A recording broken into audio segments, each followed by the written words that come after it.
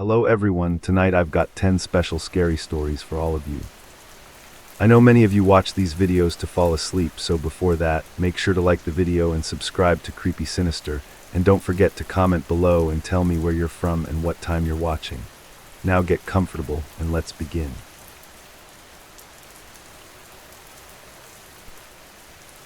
It was the first solo camping trip I spent completely alone. I thought the silence would be peaceful, until I realized it wasn't silence at all. I learned that the hard way in Glacier National Park.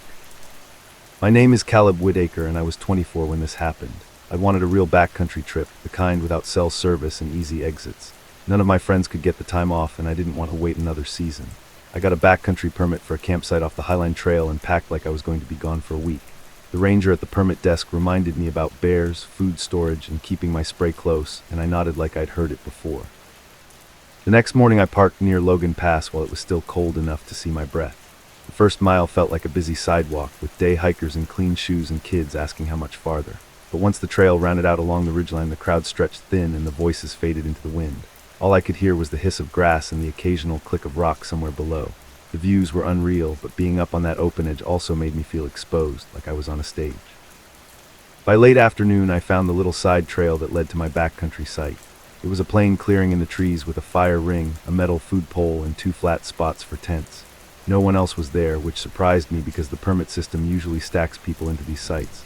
I set up my tent, filtered water from a stream that was cold enough to sting my fingers, and cooked a pouch meal that tasted like salt and cardboard. When the sun slid behind the ridge, the forest went dark fast, and the temperature dropped with it. I built a small fire, mostly because having a circle of light made me feel less alone. I sat close to it and listened to the wind roll through the treetops. That was when I heard footsteps behind me, slow and careful, like someone trying not to snap a twig. I turned and aimed my headlamp into the branches. A man stepped into the edge of the light wearing a park ranger uniform, wide brim hat and all, with a radio clipped to his shoulder. Before I could even stand up, he smiled and said, "Hey, Caleb." He said it like we were meeting up, not like he was checking a random camper. My stomach tightened because he hadn't asked my name and he wasn't close enough to read anything in my hands. I forced a polite hi, waiting for him to introduce himself. Instead, he held his hands toward my fire like he was cold and said, "You made it in before the weather turns. Good timing." I asked if we'd met before, trying to make it sound like a harmless question. He nodded right away and said it was at the center and that I'd been asking about bears. I didn't remember him at all, and I'm usually good with faces, especially when I'm nervous. He looked over my tent like he was inspecting it, then said, "Good spot. You always pick smart spots." The word always landed heavy, like he was talking about a pattern, not one trip. He started asking questions that didn't sound like ranger questions. He didn't ask for my permit and he didn't check the food pole or the fire ring. He asked where I grew up, if I still lived in the same state, and how long I planned to stay this time. I answered in short sentences, trying not to give him anything personal, but it felt like he already knew the basics. Then, like it was casual small talk, he said, "Is your blue Subaru still running okay?" My heart jumped because my car really was a beat-up blue Subaru parked miles away at the trailhead. I asked how he knew that, and he gave a small shrug. "I notice things," he said, and his friendly tone flattened for a second like he was tired of pretending. He leaned in a little and said, "Don't wander off the trail tonight, Caleb. People get turned around up here." My hand drifted to my bear spray without me thinking about it. His eyes flicked down to the bear spray and then back up to my face, and he smiled again. "Good," he said, like I'd passed some test. Then he backed into the dark and was gone, fast enough that it felt wrong. I waited for the crunch of boots fatting away or a radio crackle, anything that would make it feel real. I heard nothing at all, like the forest had swallowed him. I sat by the fire until it burned down to coals, replaying every second of that conversation. If he'd been a normal ranger, he would have asked to see my permit or at least told me his name. The only place my name was written was on the permit tucked inside my pack, and my pack had been behind me the whole time. I crawled into my tent with the headlamp on and the bear spray against my sleeping bag, telling myself I was just spooked because I was alone. Still, I kept hearing the way he said my name, like he'd been practicing it. Sometime after 1:52 a.m., I woke up to footsteps outside my tent. They moved slowly, stopping, then starting again like someone was circling to listen. I held my breath and stared at the tent wall, waiting for a voice to call out, "Ranger," or "Hey," or anything normal. The footsteps paused near the food pile, close enough that I could hear tiny pieces of gravel shift. Then I heard a soft tapping on the metal pole, 3 taps, a pause, then 3 taps again. It sounded careful, like a signal, not like wind or an animal bumping into it. The tapping repeated a few times, and each pause felt longer than the last. When it finally stopped, the footsteps drifted away into the trees, slow and calm, like whoever it was had gotten what they wanted. Then it stopped and the footsteps drifted away into the trees. I stayed frozen until the inside of my tent started to feel stuffy, even in the cold. When I finally moved, it was only to pull my bear spray closer and keep my hand on it. I didn't really sleep after that, not in any real way. When the sky started to lighten, I was already half dressed and ready to pack. Near the fire ring, I saw boot prints that hadn't been there when I set up, coming straight from the tree line to a spot right behind where I'd been sitting. The tread looked like a work boot, not a hiking shoe, and the spacing looked like packing, not walking through.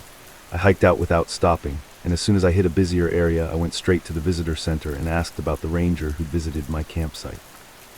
The woman at the desk pulled up a staff list and told me nobody in that section matched my description. She pointed to a small photo board behind the counter with headshots and name tags, and at first I didn't see him. Then one photo made my stomach drop because the guy in it had the same face shape and the same flat little smile. When I pointed at it, she hesitated like she didn't want to say too much, and then she told me he wasn't currently assigned to that area. She said it in a careful tone, like she didn't want me going around bothering staff. A law enforcement ranger came over and listened, but his questions were all about whether anything was stolen or if I'd been threatened. When I said no, his tone shifted into that calm, "This isn't an emergency mode." He told me it was a big park and that uniforms can look similar, and he suggested I try to enjoy my trip. I asked if someone could get my name from the permit list, and he said that information wasn't public, but also said rangers do check permits in the backcountry. I walked out feeling like I'd done something wrong just by being scared. I didn't want to admit my first solo trip had scared me off in one night, so I moved to a front country campground for the next night. It was loud and normal, with kids riding bikes, people grilling burgers, and music drifting through the trees. I tried to relax, but I kept scanning faces, waiting to see that wide brim hat again. Around 10:17 p.m., I walked to the restroom building, telling myself I was finally being ridiculous. When I got back, my tent door was unzipped. My backpack had been moved, and my folded permit was sitting neatly on top of it, like somebody wanted me to look at my own name. The corner where Caleb Whitaker was printed was smudged, like a thumb had rubbed it over and over. Standing there in that crowded campground, I suddenly felt just as alone as I had in the backcountry. The camp host asked if I'd lost anything and suggested it might be a prank, but I didn't laugh, and eventually he called a ranger. When the ranger arrived, she told me to lock things in my car and keep my food secured. When I asked if they ever had people impersonating park staff, she paused before answering, like she was choosing her words. She said it had happened before, usually to get close to tourists, and that I should file a report in the morning. Then she told me they'd do extra rounds tonight, but she didn't sound confident. I didn't sleep in my tent after that. I sat in my car with the doors locked, watching my campsite through the windshield like it was bait. Around 2:46 a.m., a figure moved between campsites, slow and steady, stopping near different tents like they were checking for something. The figure didn't walk like a camper either, because there was no hurry, no hesitation, just patience. It drifted to my sight and stood beside my tent for a long time. The brim of a wide hat cut a clean line against the moonlight, and something on the chest caught a tiny flash of light like a badge. Then the person turned toward my car and gave a small, casual wave. That wave hit me harder than anything else because it felt familiar, like we'd met before. I started the engine and drove to the ranger station area, parking under bright lights until morning because it was the only place that felt like a safe bubble. When I filed a report, the ranger taking notes kept asking if I was tired, if I'd been drinking, and if I could have mistaken a volunteer.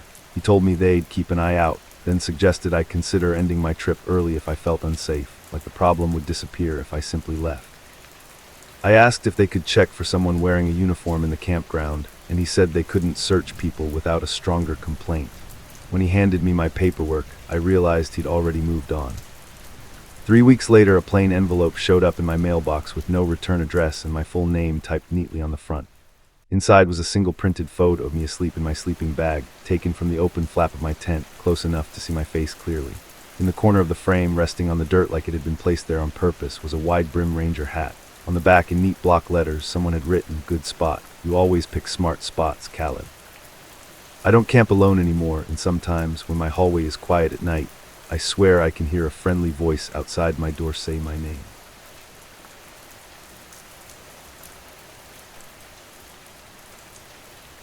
Back in the late summer of 2022 in Jackson, Wyoming, I worked the night shift at a gas station. I used to think the scariest thing I'd see was a drunk customer. I was wrong. I learned that up at Jenny Lake, surrounded by other campers and still completely alone. I was 24 and saving money, so I took whatever hours I could get. The station sat right off the highway, bright enough that the darkness around it looked solid. Most nights were quiet, just tourists grabbing snacks and truckers buying coffee, and then the long empty stretches where you start listening to every little sound. On my nights off, I camped. I wasn't some expert outdoors person, but it was the only time my brain felt quiet. That weekend, I aimed for Jenny Lake Campground near Grand Teton National Park because everyone kept telling me it was worth it. I got there later than planned. By the time I pulled into the campground loop, the sun was already slipping behind the peaks and every site I passed looked taken. I drove slowly, scanning for an open sign, knowing I was probably out of luck. Near the end of the loop, I finally found one last site wedged tight between two tents like a leftover space.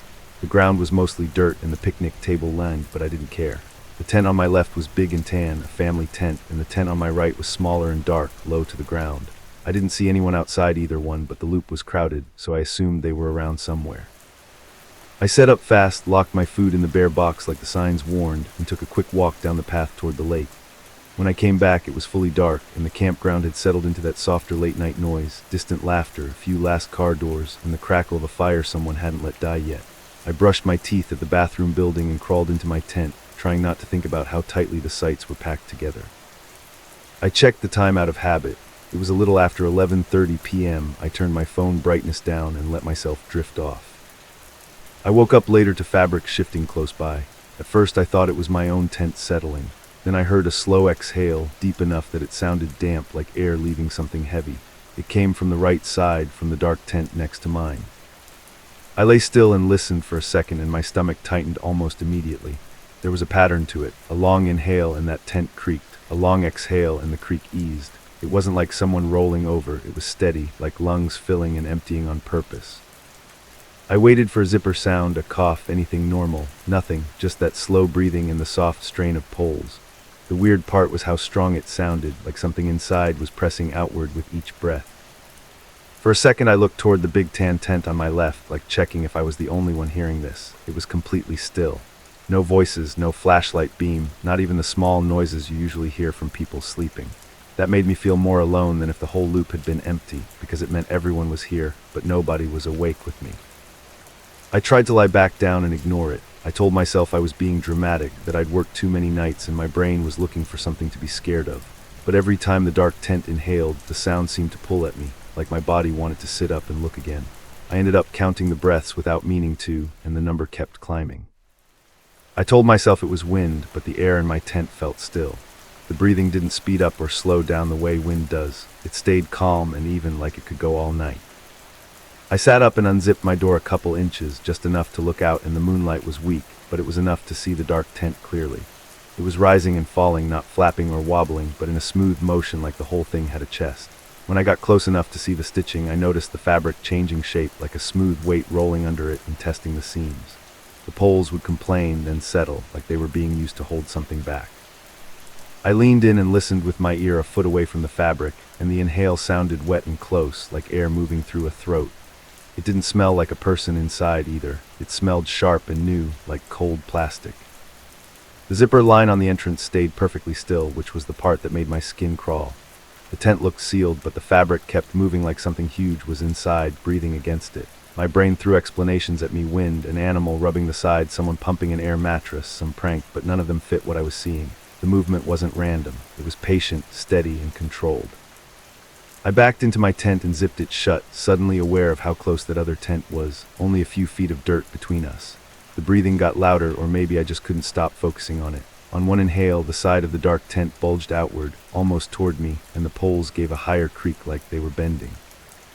I grabbed my pepper spray and my keys and slipped out of my tent. The cold air hit my face, sharp and clean, and I could smell pine and old smoke. Standing outside made it worse because the sound felt close enough to touch. I forced myself to whisper, "Hey, are you okay in there?" My voice sounded small and stupid. No answer, no zipper, nothing changed except the next slow breath. I stepped toward the entrance flap, keeping my eyes on the zipper pull. It didn't twitch, and I didn't see shoes outside, or a backpack, or a lantern glow. It looked like nobody had ever been there, except something clearly was. My foot bumped my cooler, and it made a soft clunk, and the breathing stopped instantly. The tent went completely still. In that silence, I could hear the lake far off and the faint hiss of a dying fire. I realized I was holding my own breath, like my body didn't want to compete with whatever was inside that tent. Then the tent inhaled again, but fast, like it had been startled. The fabric snapped outward and the poles bowed like they were about to break. At the same time, the seam down the entrance vibrated, not opening, just trembling like something was pushing against it from behind. That was it for me. I backed away and walked fast toward the bathroom building without turning on a light. I didn't want to shine anything and announce where I was going. I just wanted a locked door and a bright ceiling. Inside, the buzzing lights made everything feel unreal. I checked the time because I needed something normal to hold on to. It was 1:40 a.m. My hands were shaking so bad I dropped my keys once, and the sound echoed off the tile. I waited until I heard someone else come in, a guy washing his hands, half asleep. I told him I thought an animal was messing with the tent next to mine. He told me to wake the campground host and said rangers usually didn't come out for weird noises unless someone was hurt. The way he said it made me feel embarrassed, like I was being dramatic over nothing. The host's site had a small porch light on. An older woman opened the door in a robe, looking tired but not angry. I told her the tent next to mine was moving like something big was inside, and nobody was responding. She didn't ask a lot of questions. She just grabbed a flashlight and walked back with me, like she'd done this 100 times. When we got to my site, the dark tent was breathing again, slow and steady. Her flashlight beam hit the fabric, and I saw the outline of a smooth mound pressing against it, changing shape with each inhale. It didn't look like a person standing or sitting. It looked like something heavy shifting just under the surface. She called out loud, asking if anyone was inside, and got no answer. She stepped closer and reached toward the entrance like she was going to unzip it. The tent inhaled, and the fabric brushed her forearm, gentle and slow, like it was leaning into her touch. She yanked her arm back so fast she almost dropped the flashlight. Her face changed in a way I'll never forget. She didn't laugh, and she didn't try to explain it away. In a low voice, she told me to go sit in my car and lock the doors. Then she turned and hurried off, saying she was calling the ranger. From my driver's seat, I watched the tent through the windshield. It kept rising and falling, calm as ever, like it knew it had time. The rest of the campground stayed asleep, and that made it worse because it felt like the loop belonged to whatever was happening and not to any of us. A few minutes later, headlights swept through the loop and a ranger truck pulled in. The ranger was a young guy, serious and tired, like he'd been dragged out of bed for something he already didn't believe. The host walked beside him, pointing toward my site and talking quickly. He circled the tent with his flashlight, checking the ground for tracks and looking for the obvious answer. He said it might be temperature, wind, or an animal rubbing against it. I told him it was breathing. He didn't react to that word, like he'd decided it wasn't useful. Then he grabbed the zipper pull and tugged. The zipper didn't move. He tugged again, harder, and it still didn't budge, like it was fused shut. The host watched him with her flashlight shaking slightly in her hand, and I could tell she was trying to stay calm. He pulled out a small knife and cut a short slit near the bottom, just enough to peek inside.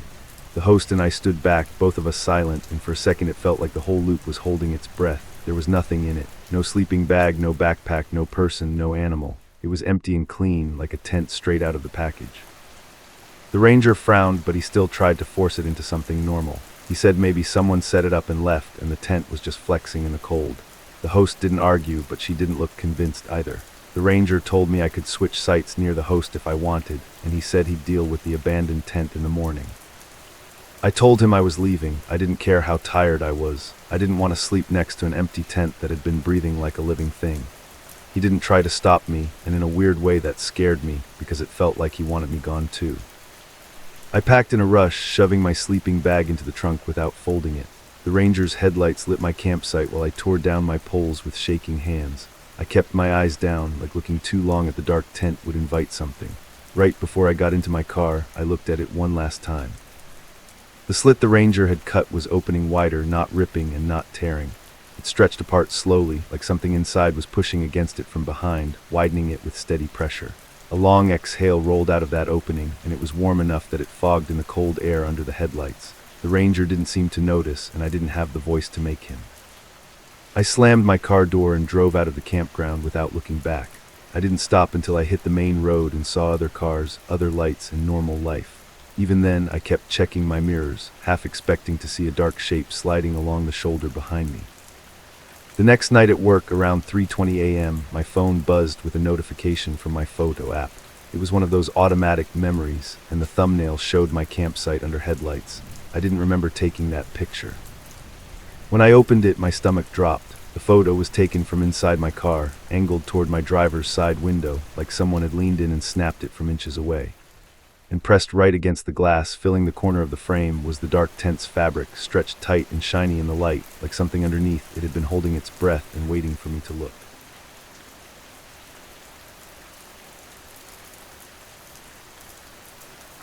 I'm in my mid-20s, and at the time I lived in Tacoma. 3 of my friends and I planned this quick weekend getaway to get away from work and phones and all the noise. We rented a small cabin outside Forks, the kind that looked like it was built for hunters and tourists who wanted to feel off the grid for a couple days. It was surrounded by trees so thick it felt like the place was being swallowed up. Even in the afternoon, the light outside had this gray-green tint, like the forest was filtering it. The drive out there was normal at first, just long and damp like every Washington road trip ends up being. By the time we crossed onto the peninsula, the rain had turned into that steady mist that never fully stops. We joked about how the air smelled like wet bark and cold dirt, and how everything looked like it had a layer of moss on it. When we got to the cabin, there was no cell service, and only one bar if you stood in a certain corner of the porch like an idiot. We weren't too worried because we'd downloaded offline maps and figured GPS would still work. The plan for Saturday was simple. We'd drive out toward the Hoh Rainforest area, find one of those overgrown service roads our friend Marcus had seen online, and just explore.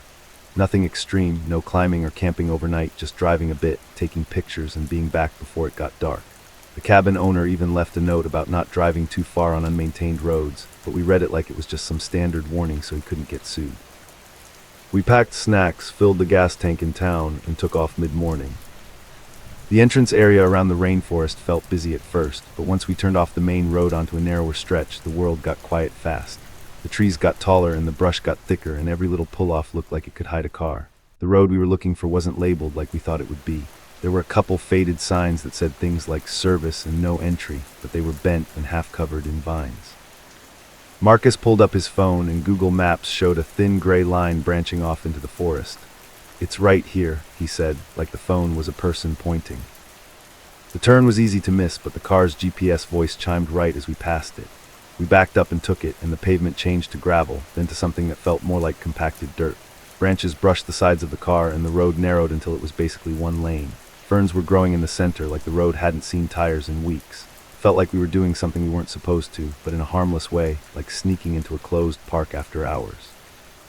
After maybe 10 minutes, we came to this clearing that looked like someone had carved it out of the forest with a giant spoon. The trees stopped in a rough circle, and the ground was muddy with patches of dead grass. Right in the middle was a dead tree, just a tall gray trunk with no branches, like a splinter stuck in the earth. Near it was a ring of blackened stones, like an old fire pit that had been burned 100 times. It was weirdly empty, like even birds didn't want to hang around there. We got out for a minute, more out of curiosity than anything. The air in the clearing felt colder than the air on the road, like the wind had a way of funneling through that open space. Tyler made a joke about it being a horror movie set and walked up to the dead tree to knock on it. The bark was so dry it flaked off like paper. Jess took a couple pictures of the fire ring and said it looked like somebody had been there recently because the stones were still dark, not washed out and gray. The only thing that bothered me right away was how quiet it was. The deeper we'd driven, the less we heard, until it was basically just our footsteps and the distant drip of water from leaves. We didn't stay long because it felt pointless, and the road didn't seem to go much farther past the clearing anyway. Marcus got back in the driver's seat, put the phone in the dash mount, and hit home to route us back to the cabin. The screen spun for a second, then the voice said, calm as always, that we should continue forward. Marcus frowned and turned the phone toward us. The route line went forward, looped around in this strange curve, and then came back to the exact spot we were sitting. It was like the map was drawing a circle with the clearing as the center. "That's not right," he said, and tapped the screen a few times. It reloaded and the same thing happened. So he shrugged and drove forward anyway, thinking maybe the road connected to another path that wrapped around. We followed the road as it continued into the trees again, and for a few minutes it actually felt like we were making progress. The brush got thicker and the road dipped and rose in little uneven waves. Then we turned a bend and came right back into the clearing. Same dead tree, same burned ring of stones, same open circle of mud. The only difference was that now the car was facing a different direction, like we'd entered from another point on the loop. At first we laughed. Tyler called it the forest's roundabout and said we must have driven in a circle without realizing it. Marcus, though, looked annoyed, like the road was insulting him. He backed up, turned around, and said we were just going to go the way we came in, no GPS needed. But the moment he started driving, the phone's voice spoke up again, telling him to take the next right turn. He ignored it, the phone rerouted and then rerouted again, and the voice kept calmly insisting we turn. A few minutes later, even though Marcus swore we'd been on a straight stretch, we came back into the clearing again. Same dead tree, same stones, same dead air. The laughter died off that time. Jess didn't say anything. She just stared out the windshield like she was trying to spot some landmark we were missing. Marcus did a slow spin in the clearing, like maybe there was another exit we hadn't seen. The forest around us looked exactly the same in every direction, thick and wet and tangled. The road out of the clearing looked like one road no matter which way you pointed the car. That's when I started getting that tight feeling in my chest, the one you get when something doesn't add up but you can't explain it. Tyler tried to lighten the mood and said maybe our map was just wrong, and we were basically in a giant cul-de-sac. The third time it happened, it wasn't even the fact that we ended up back there. It was how fast we ended up back there. Marcus reset the route, turned the phone off, and drove based on what he thought was the direction we'd come from. He even used the sun or what little light there was behind the clouds like he was doing some survival trick. We drove for what felt like maybe 2 or 3 minutes, and then the trees opened up, and there it was again, that same clearing like it was waiting. Jess checked her watch and said, "No way." She wasn't saying it like she was scared yet, more like she was offended by reality. Marcus slammed his palm on the steering wheel and said we had to be making wrong turns without noticing. But the road wasn't a maze. It was a single narrow strip with trees on both sides. You couldn't secretly take a different route without seeing it. That's when I noticed something else. The dead tree in the center had a fresh mark on it, like someone had scraped it with a knife or an axe. It wasn't huge, but it was bright, pale wood showing through the gray bark. Tyler had been joking around and knocking on it earlier, but this mark wasn't from knocking. It looked like a deliberate slash. And the burned stone ring had something new inside it too. A small piece of trash, like a torn candy wrapper, half buried in wet ash. Marcus finally admitted what we were all thinking but didn't want to say. "Someone comes out here," he muttered. "Like recently." The idea of someone being out there wasn't comforting. It made it worse because it meant we weren't just dealing with a weird road. We were dealing with people who knew this place, people who might notice our car and decide we didn't belong. The forest suddenly felt less like nature and more like a wall closing in. We decided to leave the service road entirely and get back to the main highway, even if we had to backtrack forever. Marcus drove slowly because the road was slick and full of potholes, but he kept pushing forward. We passed the same broken sign again, then the same fallen log on the shoulder, and I started realizing how bad my sense of direction had gotten. Everything looked familiar in a way that didn't make sense, like the forest was repeating itself. I kept expecting to see the clearing again around every bend. The worst part was the phone. Marcus had turned it off completely, but every couple minutes it would light up like something was waking it. The screen would flash, and that navigation arrow would appear for a second, pointing us toward the clearing like it was a magnet. Once I swear I heard the faint start of the GPS voice before it cut out, like it was trying to speak through a locked door. Tyler leaned forward and unplugged the charging cable like that would stop it, but the phone still lit up anyway. Eventually, after what felt like way too long, we reached a paved road again. I've never been so relieved to see boring asphalt. Marcus drove fast, not recklessly, but like someone who didn't want to give the forest a chance to change its mind. When we finally got a flicker of cell service, his phone exploded with notifications like it had been holding its breath all day. He pulled up the map again, and the route history showed 3 separate trips that all ended at the same point. Except the point wasn't the same. The coordinates were slightly different each time, like the pin had shifted. Jess noticed it first and zoomed in. The first time was a spot deeper in the trees. The second time was a little closer to the main road. The third time was even closer. It was like something had been inching toward us, or like the clearing itself was moving. We got back to the cabin before dark, and for a while we tried to act normal. We cooked, played cards, and watched some dumb show on Tyler's laptop, but nobody really relaxed. Every time the wind hit the cabin, the whole place creaked, and it sounded too much like footsteps on old wood. The trees outside were so close that when you looked out the windows, it felt like you were staring into a wall of black. Around 11:30 p.m., Marcus finally said we should just go to bed and leave early in the morning. He said the GPS thing was probably some glitch mixed with bad roads, and we were just freaked out because we were in the middle of nowhere. I wanted to believe that, I really did, but the way his eyes kept darting toward the windows told me he didn't fully believe it either. I was on the couch in the living room, half asleep, when I heard it. A soft voice not in the room, but close enough that my brain still registered it as sound. It took a second to realize what it was because it was so calm and familiar. It was the GPS voice, the one Marcus's phone used, saying something like, "In 1 mile, continue straight."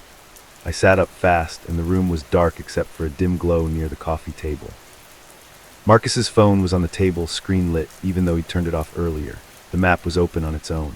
The little blue dot wasn't at the cabin. It was sitting right on that clearing again, and the route line was drawn from the cabin straight into the forest like it was inviting us back. I watched, frozen, as the blue dot started drifting slowly along the line, like we were moving, like we were already on our way there. I whispered Marcus's name, and he came out of the bedroom with his hair messy, clearly just woken up. Jess and Tyler followed, confused and annoyed until they saw the phone. Marcus grabbed it and the dot jumped, then settled again, still in the clearing. He tried closing the app, but it reopened. He turned off location services, but the dot still moved, slow and steady, like the phone didn't care what he clicked. That's when Tyler said something that made my skin go cold. Why does it say connected? He was pointing at a small icon on the top of the screen, something none of us had noticed before. Marcus flipped through settings, and there was a device listed under Bluetooth that none of us recognized. It had a weird name, just a string of letters and numbers, and it was connected. We all stood there staring at that screen, and the cabin suddenly felt smaller than it had earlier. The fear wasn't outside anymore. It wasn't the trees or the road or the clearing. It was the fact that something in this cabin was talking to our phone, something close enough to connect without permission. Marcus started searching around the room like he was looking for a mouse, checking behind the TV, under the couch, and even inside the kitchen drawers. I helped him mostly because standing still felt impossible. When I crouched near the wall outlet behind the couch, I noticed the outlet plate looked newer than the rest of the cabin. The screws weren't rusty like the others. I pressed my fingers against it, and it shifted slightly, like it wasn't tight. I unscrewed it with a coin from my pocket, and the plate came off easier than it should have. Behind it wasn't just wiring, there was a small device tucked into the space, blinking faintly. It looked like a little box with an antenna, like something you'd see on a router or a radio, and it had a battery pack taped to it. The blinking light was steady and patient, like it had been doing this for a long time. I stared at it, and my mouth went dry because suddenly the clearing made sense in the worst possible way. Someone wasn't just out there, someone was in here first. The moment Marcus saw it, he backed away like it could bite him. Jess covered her mouth and started shaking her head like she couldn't accept what she was looking at. Tyler reached for it, then stopped, like touching it would make whatever was happening real. And then from above us we heard a slow creak, not the wind kind, not the settling wood kind. A deliberate, shifting sound like weight being moved across the floorboards. The cabin owner had told us the loft was just storage. We hadn't even gone up there because it was a tiny ladder and the hatch was closed. All four of us looked up at the ceiling at the same time. The creak happened again, and this time it sounded closer to the hatch. Marcus whispered, "Get your keys," and it was the first time all weekend his voice sounded truly scared. We didn't grab our bags, we didn't turn on all the lights, we just moved, quietly and fast, like we were trying not to remind whoever was up there that we existed. Marcus scooped his phone and the blinking device into a kitchen towel like he didn't want to touch it barehanded. Tyler opened the front door and the night air rushed in cold and wet. The forest outside looked like a single black mass, but at least it was open. We piled into the car and Marcus started it with shaking hands. As the headlights swept across the yard, I saw something near the side of the cabin that I hadn't noticed before. A second set of footprints in the mud, fresh and deep, leading toward the back of the house. They weren't ours, they were too big and too spaced out like someone had been packing, and they didn't lead away. They led under the cabin toward the crawl space. Marcus drove straight to the nearest place with decent service and called the police. The dispatcher sounded bored at first, then concerned when Marcus explained there might be someone inside the rental cabin. A deputy met us in town, took our statement, and drove out there with another car. We waited in a gas station parking lot, watching the rain streak down the windows, feeling stupid and terrified at the same time. When the deputy finally called back, he said they found the device, but nobody inside the cabin or in the crawl space. He told us it was probably some kind of tracking thing or signal extender, but he didn't sound confident. He said the cabin owner claimed he didn't know anything about it and that they'd look into it. That was it. No dramatic rescue, no clear answer. We drove back to Tacoma before sunrise, exhausted, jumping at every semi-truck that passed us on the highway. A week later, Marcus sent a screenshot to our group chat that made my stomach drop all over again. It was his Google timeline. It showed our 3 trips to the clearing like we expected. But there was a 4th visit logged. It was at a time none of us were there, listed at 3:42 a.m., and the pin was even closer to the main road than the last time, like it had kept moving toward wherever it wanted to end up. I deleted offline maps, I reset my location settings. I even stopped using navigation for a while, like I could punish my phone into behaving. But every now and then, usually late at night when the house was quiet, I get a notification that made my blood run cold. It would be a suggested route, like my phone was being helpful, and the destination would be a blank spot with no name. The preview image always looked the same, though. A gray dead tree in the middle of a muddy clearing, and a burned ring of stones, waiting like it was never finished with us.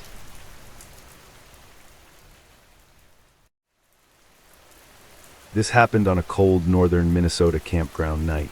I thought the tapping on my window was just branches, but it was. I was 23 when this happened, and I still think about it every time I drive past a campground sign on the highway. It was early September, the time of year when summer is technically still there, but the nights get sharp and quiet. My friend Maya and I had taken a long weekend off work and drove up to a lakeside campground in northern Minnesota. We picked it because it looked calm in the pictures, like the kind of place where you could sleep hard and wake up to water that looked like glass. The campground itself was pretty normal at first. Gravel roads, wooden posts with site numbers burned into them, and a small office with maps taped to the window. Our spot was a short walk from the bathhouse, which was basically a block building with 2 doors and a row of showers inside. The lake was close enough that you could hear waves hitting rocks at night, not loud but constant. There were a few other campers scattered around, mostly couples in big SUVs and one family in an RV with kids that rode bikes until dark. We set up our tent before sunset, the same cheap dome tent I'd used since college. The ground was soft with pine needles and the air smelled like cold water and sap. It felt safe in the way campgrounds usually do, because you're surrounded by other people but not too close. You can hear someone laugh a few sites over or a cooler lid slam, and it makes you feel less alone. After we ate, we sat by a small fire and watched the trees turn into black shapes. The sky was clear and you could see more stars than you can anywhere near a city. Around 10 p.m. the campground got quiet in layers. First the kids stopped yelling, then people stopped walking around, then even the little sounds like zippers and folding chairs faded away. It was just the lake, the wind, and the occasional call of a loon somewhere out on the water. That was when I noticed the payphone. It was mounted on a post near the bathhouse entrance under a small metal hood, like it was meant to survive weather. I honestly didn't even know payphones still existed in places like that. It looked old, like something from the 90s, with a cracked plastic face and faded instructions. A little sign above it said something like emergency use, and there was a tiny light that cast a weak yellow circle on the ground. I pointed it out to Maya and joked that it probably still took quarters. She laughed and said we should take a picture with it like we were in a horror movie. I remember thinking it was more funny than creepy because it was so out of place. Who would even call a campground payphone anymore? We put out the fire and got into the tent around 11. The temperature dropped fast and we could see our breath when we talked. Maya fell asleep almost right away, but I had trouble, mostly because my body never sleeps well in a tent. I lay there listening to the lake and the wind, and every time the tent fabric shifted, it sounded louder than it should have. At some point I heard tapping. It wasn't on the side of the tent. It was higher, like near the top where the mesh window was. At first I did exactly what my brain wanted to do and blamed it on branches. There were pines all around and the wind was steady. But then the tapping came again, slower and more spaced out, like someone was testing it. I held my breath and listened. Maya didn't move, still asleep. The tapping stopped and I told myself I'd imagined the pattern. I tried to relax my shoulders and let my eyes close. Then it happened again, this time more deliberate. 3 taps, a pause, then 2 taps. My stomach went tight, the way it does when you realize you're not alone. I sat up, just a little, careful not to make the sleeping bag crinkle too much. The tent window was just a dark rectangle, and beyond it was nothing but trees. I couldn't see anyone, but the feeling of being watched slid over me like cold water. I whispered Maya's name, barely louder than a breath. She made a small noise, like she was dreaming, but didn't wake up. I didn't want to shake her and make it a whole thing if it was really just branches. That's when the payphone rang. It was so loud it didn't sound real at first. The ring cut through everything like a bell in the middle of the woods. It wasn't a gentle ring either. It was harsh and metallic, and it echoed between the trees like the campground itself was amplifying it. I heard other tents shift around us, zippers moving, and someone muttering in the distance. The ringing kept going, steady and impatient. Maya sat up instantly, wide awake now. "What is that?" she whispered. "The payphone," I said, and even saying it felt stupid, like there was no reason those words should go together at that hour. The ring didn't stop, so after a few seconds, Maya and I crawled out of the tent.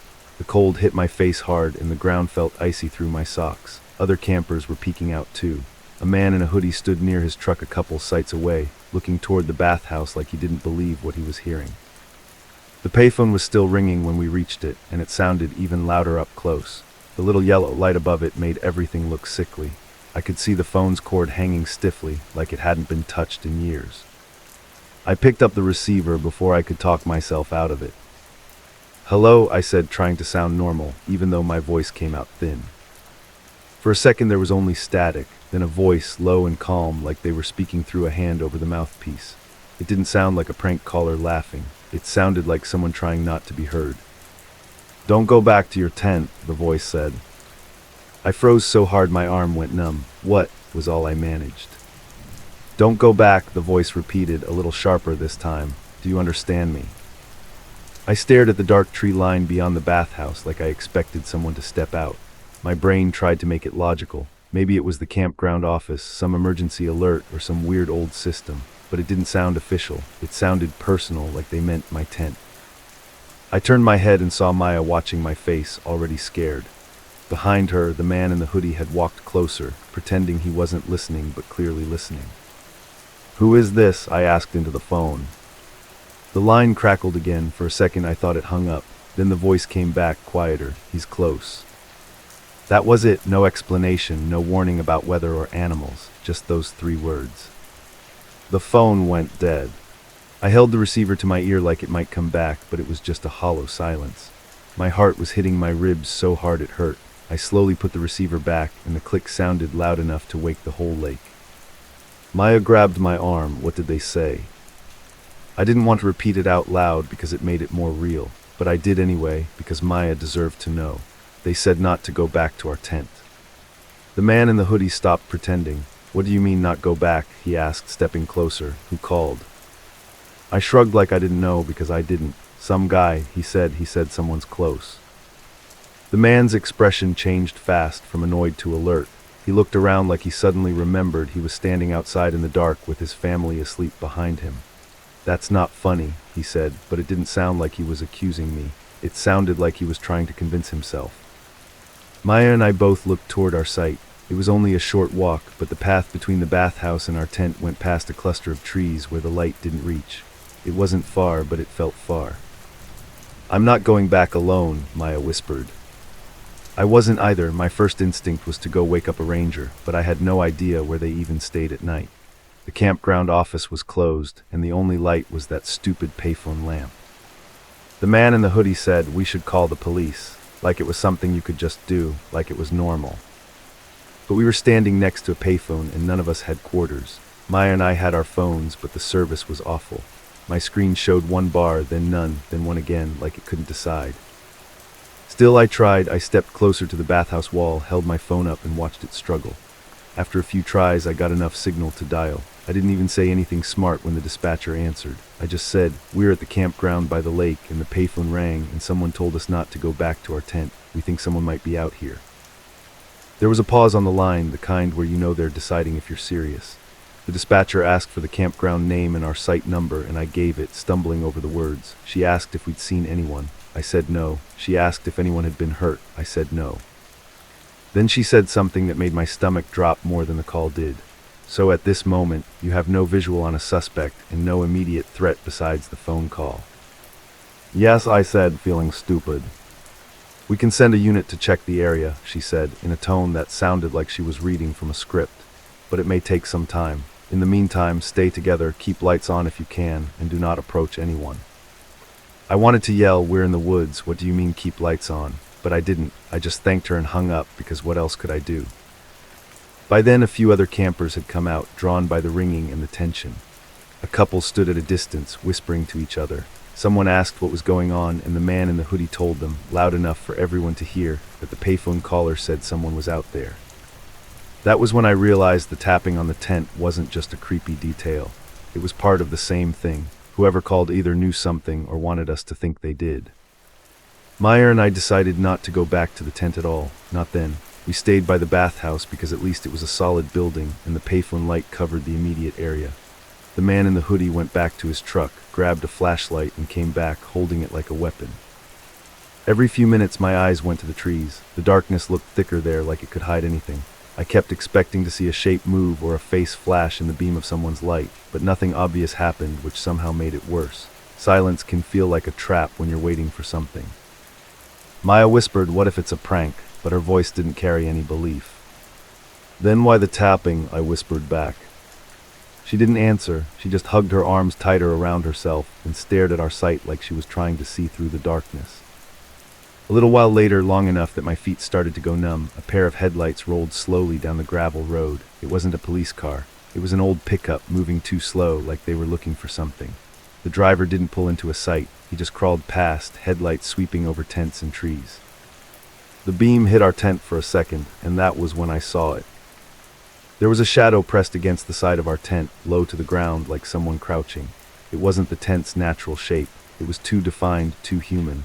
Then the headlights moved on, and the shadow disappeared into darkness like it had never been there. I grabbed Maya's wrist so hard she flinched. Did you see that? Her eyes were wide. I thought it was a stump, she whispered, but she didn't sound sure. The pickup kept going and disappeared around a bend. The man in the hoodie noticed our reaction and aimed his flashlight toward our sight, but from where we stood, the beam didn't reach far enough to show anything clearly. It just lit up bits of tree trunks and floating dust like snow. "Stay here," the man said, and without waiting for an answer, he started walking toward our tent. I didn't want him to go. I also didn't want to go myself, but I couldn't stand there and do nothing while someone else checked our sight. Maya grabbed my sleeve, and we followed a few steps behind him, moving slowly, trying not to make noise. The closer we got, the more wrong it felt. Our tent was just a dark hump under the trees, but something about it looked off, like the front flap wasn't lying the same way it had before. The man shone his light on the ground first. "Look," he whispered. In the dirt and pine needles there were footprints, not boot prints from hiking, not the wide, heavy tread you'd expect. They were narrow, like someone wearing sneakers, and they weren't walking down the main path. They cut between sites, weaving through the trees. The footprints led right up to our tent. Maya made a small sound in her throat, like she was trying not to cry. I felt my body go cold in a way the air couldn't explain. The man moved the flashlight up to the tent itself. The front zipper was open a few inches. I knew for a fact we'd closed it. We always did, even if it was just to keep bugs out. Seeing it open was like seeing your front door cracked open when you know you locked it. The man didn't unzip it further. He just angled his flashlight through the gap. The light swept across our sleeping bags and backpacks. Then it landed on something that made my stomach flip. A handprint. It was on the inside of the tent, pressed against the mesh window from the inside, like someone had been in there and had leaned on it.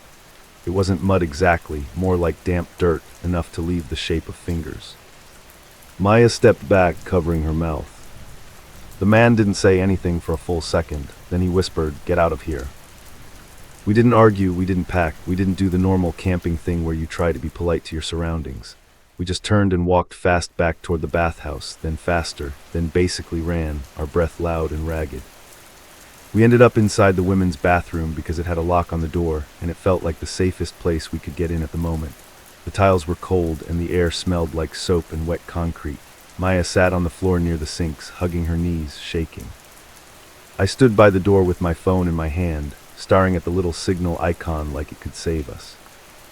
Not long after that, we heard sirens in the distance, faint at first, then louder as they came down the gravel road.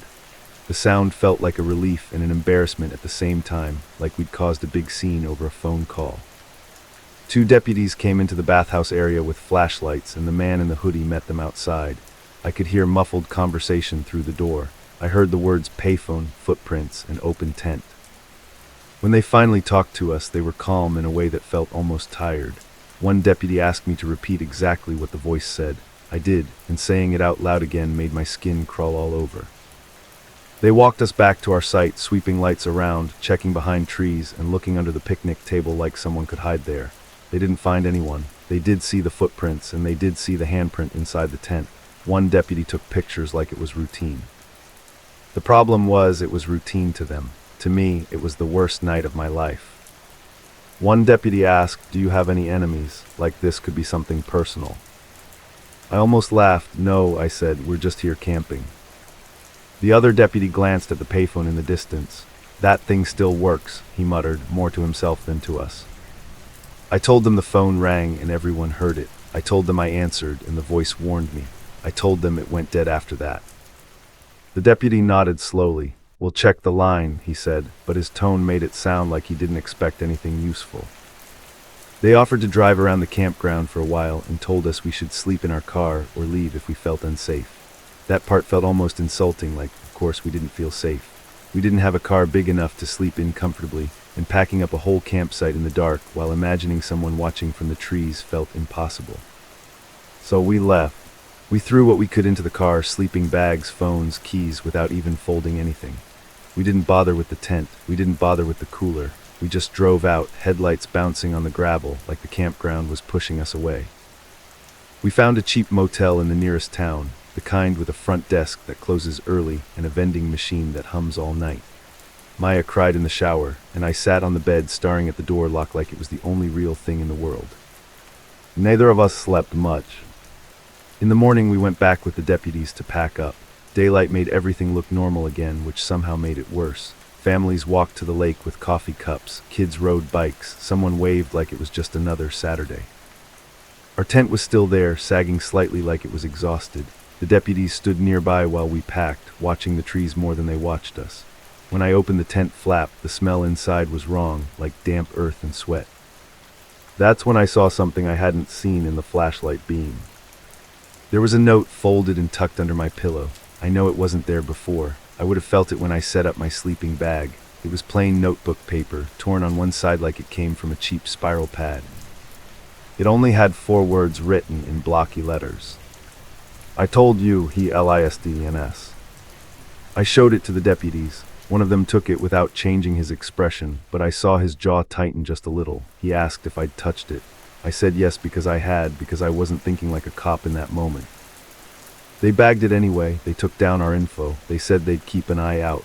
They said the campground had occasional issues with trespassers, usually teenagers messing around. They said it was probably someone trying to scare us. But nobody could explain the payphone. Before we left for good, I walked back toward the bathhouse one last time. The payphone was silent in the daylight, looking harmless and old.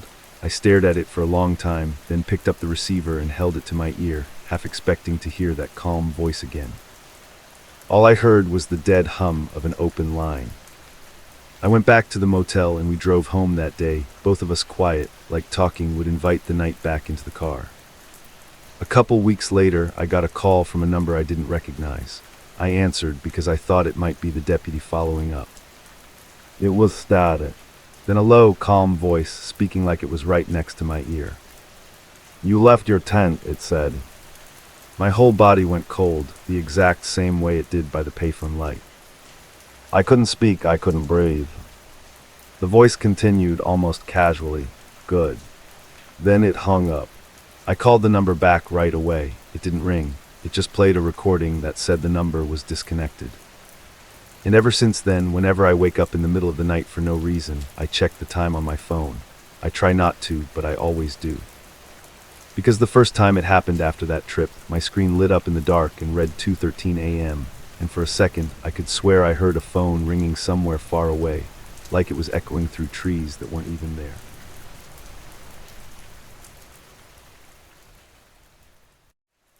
During the weekend, I first drove up to that remote trailhead kiosk off Route 89 near the Vermilion Cliffs. I was staying in a basement apartment.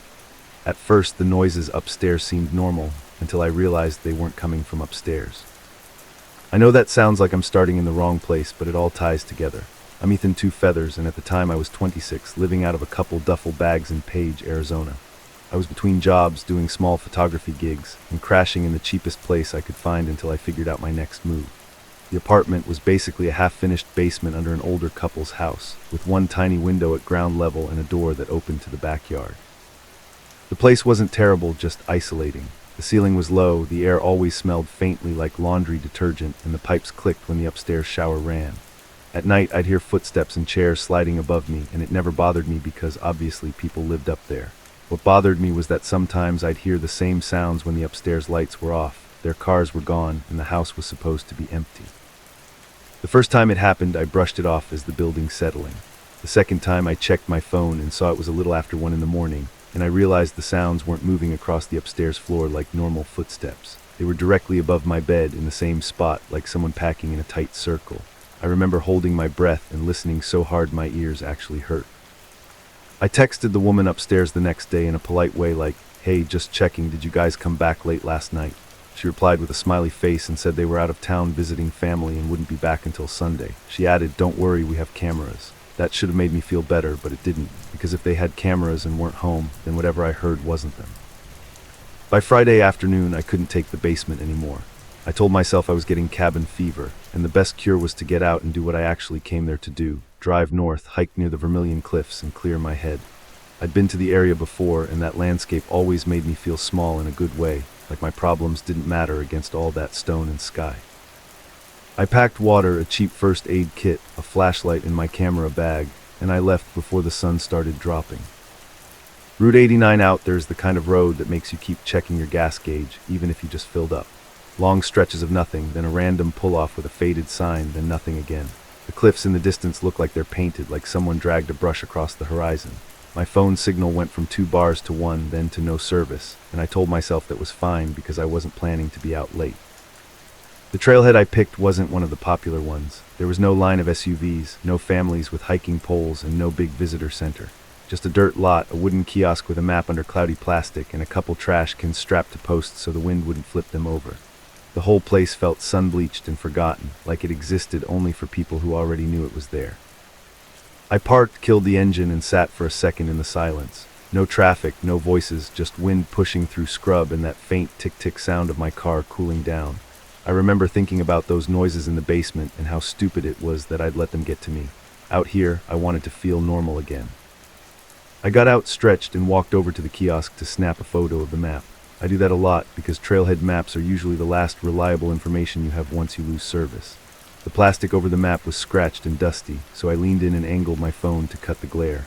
That's when I saw the flyer taped to the side of the kiosk, half curled from heat.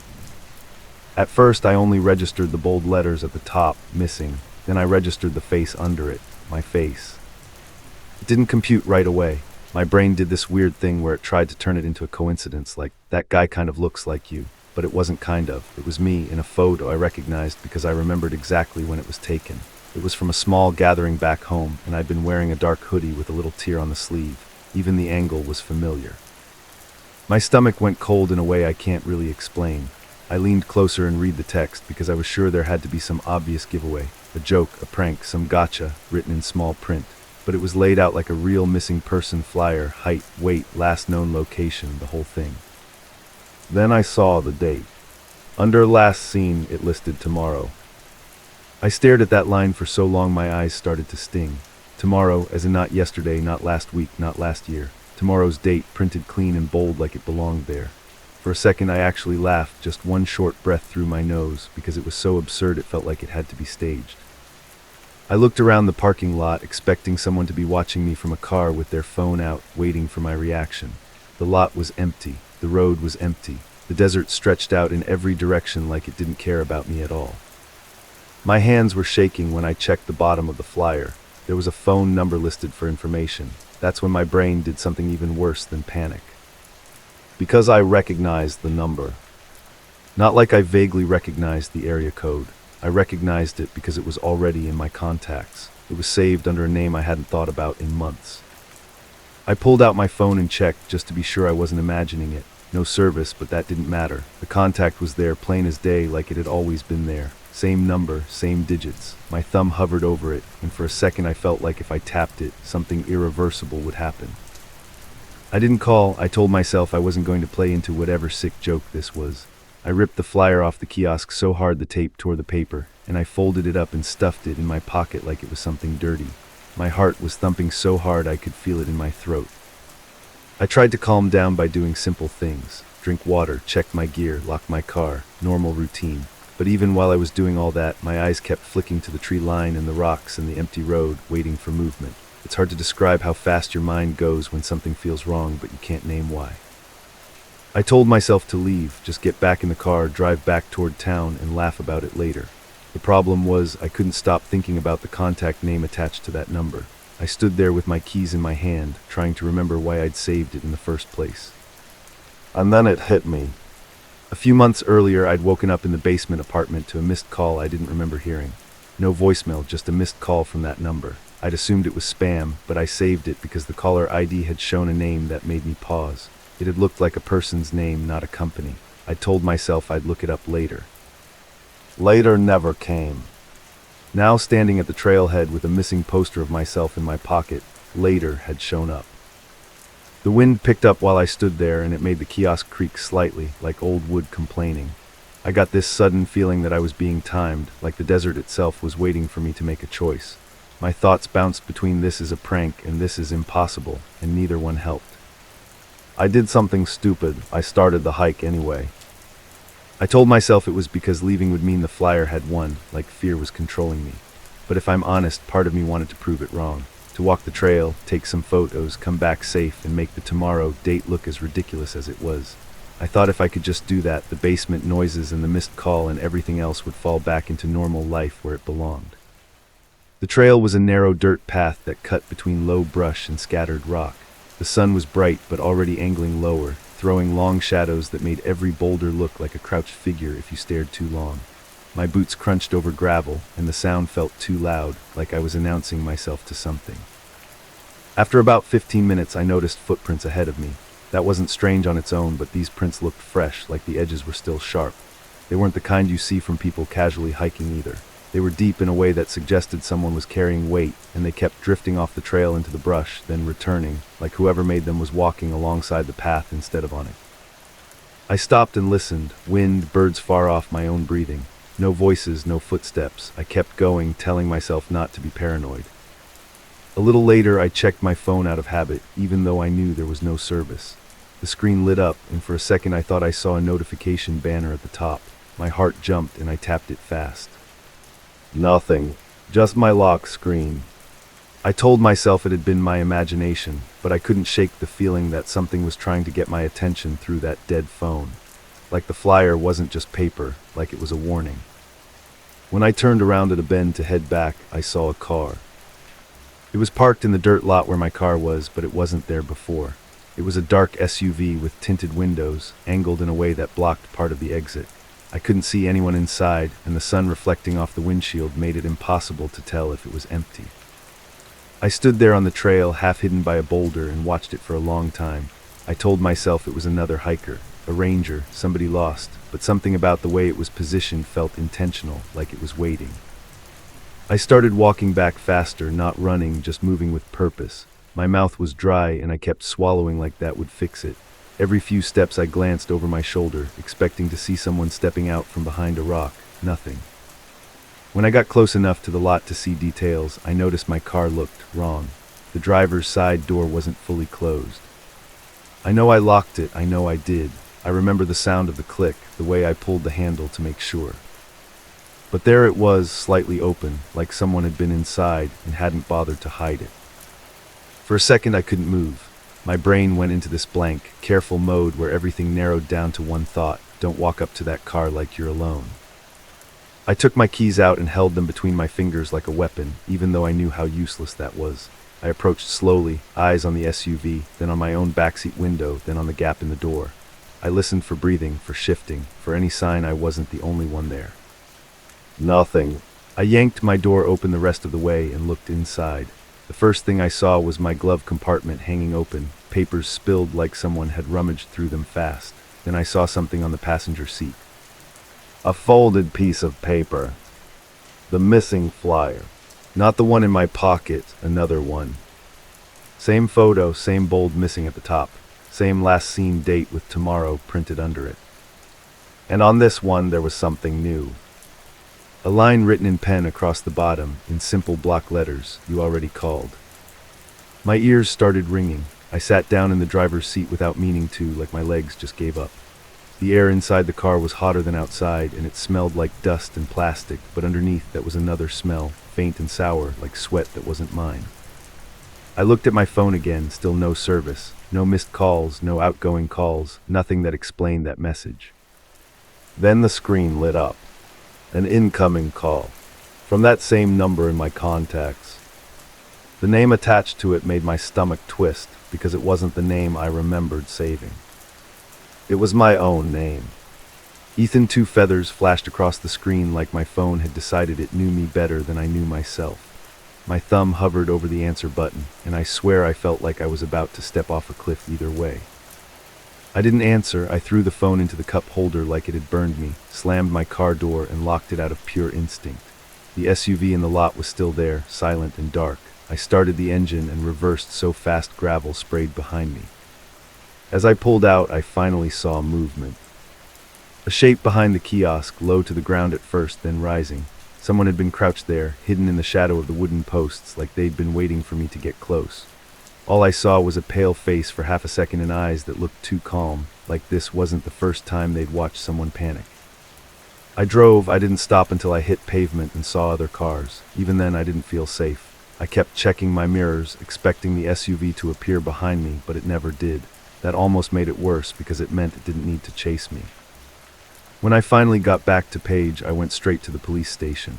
I walked in sweaty and shaky, holding the flyer like evidence in a trial. The desk officer looked at it, then looked at me, then looked back down like he was waiting for the punchline.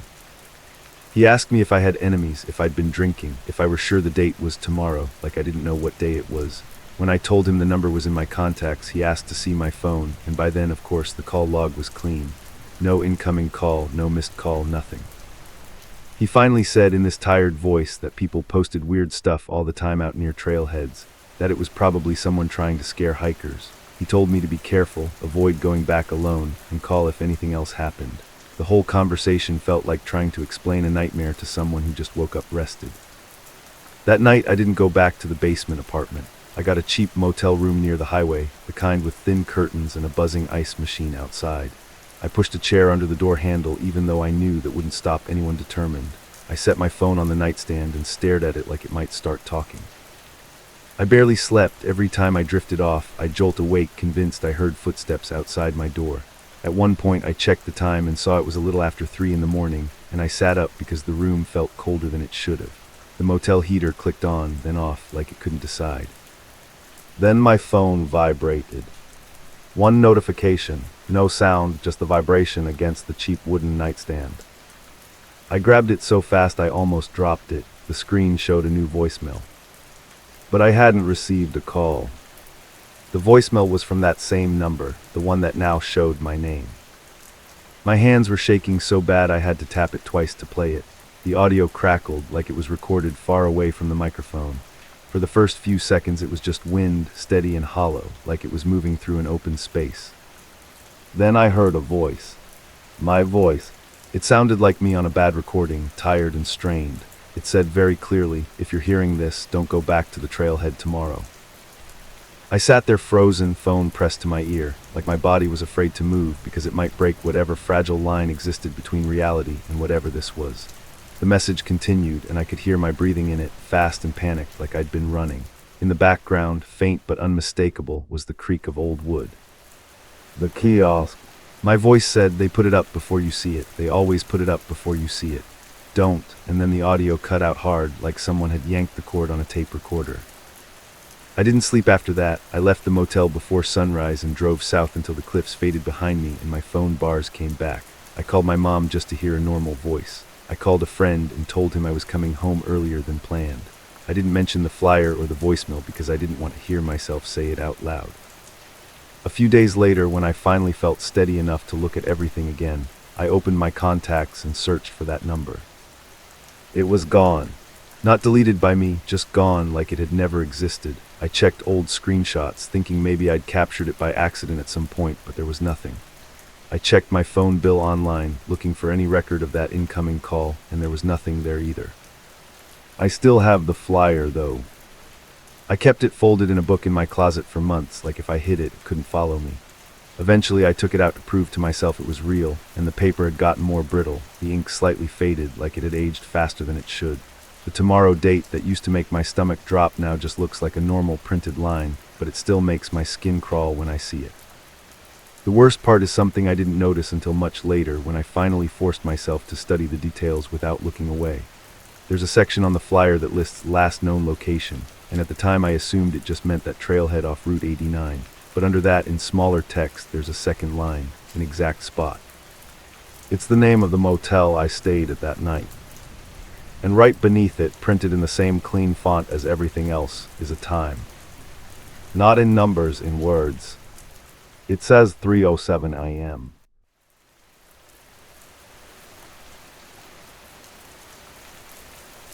Around our weekend dispersed camping at a pull-off in the San Juan National Forest, Colorado, I started getting strange notifications from my security camera. The weird part was, the camera wasn't even plugged in. I know that sounds stupid right away, because why would I even bring a security camera camping? But it was one of those small ones my boyfriend bought after our neighbor's car got broken into. It was meant for the front porch back home, not the woods. The only reason it ended up in my duffel bag was because Evan tossed it in last minute and said it might make us feel better if we pointed it at the car at night. We weren't at a real campsite with other people lined up next to us. It was dispersed camping, the kind where you pull off a gravel forest road and you're basically on your own. We found this wide, dusty turnout with a rough fire ring made from rocks, like other campers had used it 100 times. Pines crowded in on 3 sides, and the 4th side opened into a slope where you could see layers of dark mountains way out there. It was late summer, but once the sun dipped, the air got sharp and cold fast. We got there in the late afternoon, set up our tent, and made a small fire. Evan kept things neat and organized like he always did, while I was the one dropping stuff and forgetting where I put it. He hung our food bag, checked the ground for anything that looked like animal tracks, and even reminded me to keep the car locked. I laughed at him, but I didn't argue. Out there, it didn't feel like a joke to be careful. The first notification happened right around dusk, when the sky was turning that bruised purple color. My phone buzzed in my pocket, and I pulled it out, expecting a text from my sister. Instead, it was the camera app, the one we barely ever opened back home. It said something like motion detected, and for a second I thought Evan had actually set it up. He hadn't. The camera was still inside its little case, shoved into the side pocket of my bag. No power cord, no battery pack, nothing. I even unzipped the bag to prove it to myself, and there it was, dark and dead, like a little plastic brick. Evan said maybe the app was glitching, or maybe it was catching an old alert from when it was still connected at home. That made enough sense that I tried to shrug it off. But then my phone buzzed again and again, and each time it was the same thing. Motion detected, sound detected, like something was happening right now, right where we were. We barely had cell service, too. 1 bar if I stood in the right spot near the road. So the idea that the app was suddenly working perfectly out there made no sense. I tried to open it anyway just to clear it, and the screen loaded a gray spinning circle like it was trying to connect. Then it froze and the app crashed. By the time it got fully dark, I'd stopped checking. We were eating hot dogs off a skewer, sitting close to the fire with a blanket around our shoulders, watching sparks lift into the night. The trees around us were black walls, and the only light was our flames and the weak glow from our headlamps sitting on a rock. It felt quiet in a way that made my ears strain, like my brain wanted to fill the silence with something. Evan talked about work, about how his boss kept hinting at a promotion that never happened. I joked about how he'd probably end up running the whole place one day. We started doing that thing couples do, where you drift into the same repeating conversations you've had 100 times. What would we do if we moved? Where would we live? Would we ever buy a house? Normal stuff. Then we heard another laugh. It wasn't close, it was far enough away that it sounded thin, like it was traveling across trees and uneven ground. But it was clearly human. A little group laughed, like a couple of people around another campfire somewhere deeper in the forest. Evan leaned his head slightly like he was listening harder. "Did you hear that?" he asked. I nodded, but I was already trying to figure out where it was coming from. I hadn't seen another car on the road since we'd pulled in. No headlights, no doors slamming, nothing. Still, dispersed camping meant people could be anywhere, tucked out of sight behind the trees. At first, it was almost comforting, like, okay, we're not completely alone out here. But then the distant voices got clearer, and my stomach did that slow, sinking thing. Because the people at that other fire weren't just laughing. They were talking about Evan's boss. They were saying the same dumb phrases Evan had just said minutes before. I mean, word for word, even the little pauses and the way he dragged out certain words when he was annoyed. I stopped chewing and stared at Evan, waiting for him to laugh and tell me he was messing with me somehow. He didn't laugh. His face changed in a way I'll never forget. The warmth from the fire was on one side of him, but his eyes were fixed on the dark beyond the flames, wide and glossy like he'd just seen something move. We both sat dead still, listening. The voices kept going like they were behind a thin curtain of trees, and then I heard myself. I heard my own voice, light and teasing, saying, "You're going to be running the whole place one day." The exact way I'd said it, with the same little laugh at the end. My whole body went cold like someone dumped ice water inside my skin. I didn't even realize I grabbed Evan's wrist until he flinched. We weren't speaking. We weren't moving, but the other campfire kept talking like we were still sitting there, carrying on our conversation without us. Evan leaned toward me and whispered, "Okay, that's weird." And from the dark, not far away anymore, I heard Evan's whisper echoed back. Same words, same quiet tone, like it came from a mouth right beside my ear, except it was out there, somewhere in the trees. We both snapped our heads toward the sound, but there was nothing, just the forest, dark and thick, and the soft popping of our fire. The distant voices went silent for a few seconds, like whoever it was had realized we'd noticed. Then from that same direction, I heard my voice again, a little louder, like I was talking normally. "We should go see who that is." I hadn't said that, I wasn't even thinking it yet, not until I heard it. Evan's eyes met mine, and I could see the exact moment he understood why that was worse than everything else. It wasn't just copying what we'd already said. It was ahead of us. It was stepping into our mouths before we could. My phone buzzed again, loud in the quiet. I almost threw it into the fire on instinct. Evan's gaze flicked down, and I saw the lock screen banner, sound detected. I opened it with shaking fingers, and this time the camera app didn't crash. It loaded instantly, like we were on perfect Wi-Fi. A live view popped up. At first it was just darkness, grainy and gray, like a night vision camera pointed at nothing. Then I realized it was pointed at us. It was our campsite from an angle we didn't have. I could see the side of our car, the tent, and the fire ring. I could even see Evan's silhouette sitting where he was sitting. But the camera wasn't set up. It was still in my bag. I swiped to the audio and my breath caught in my throat. The app showed sound waves moving, like it was actively recording. And under it was a tiny line that said something like "live." I lowered the phone slightly and looked around, trying to spot the camera. If someone had taken it from my bag, I would have noticed right. The bag was right behind me. I twisted and checked it with my headlamp. The zipper was closed. I opened it and dug through. The camera was there, cold in my hand. No cords, no lights, off. But the app showed it streaming. Behind us, the trees made a soft rustling sound. Not wind exactly. More like something brushing through needles and dead leaves. Evan stood up slowly, careful not to make sudden movements like you do when you think an animal is nearby. He whispered, maybe it's another camera, like the neighbor, like it's connecting to the wrong device. And immediately out in the dark, I heard Evan whisper the same thing, slightly delayed, like a replay.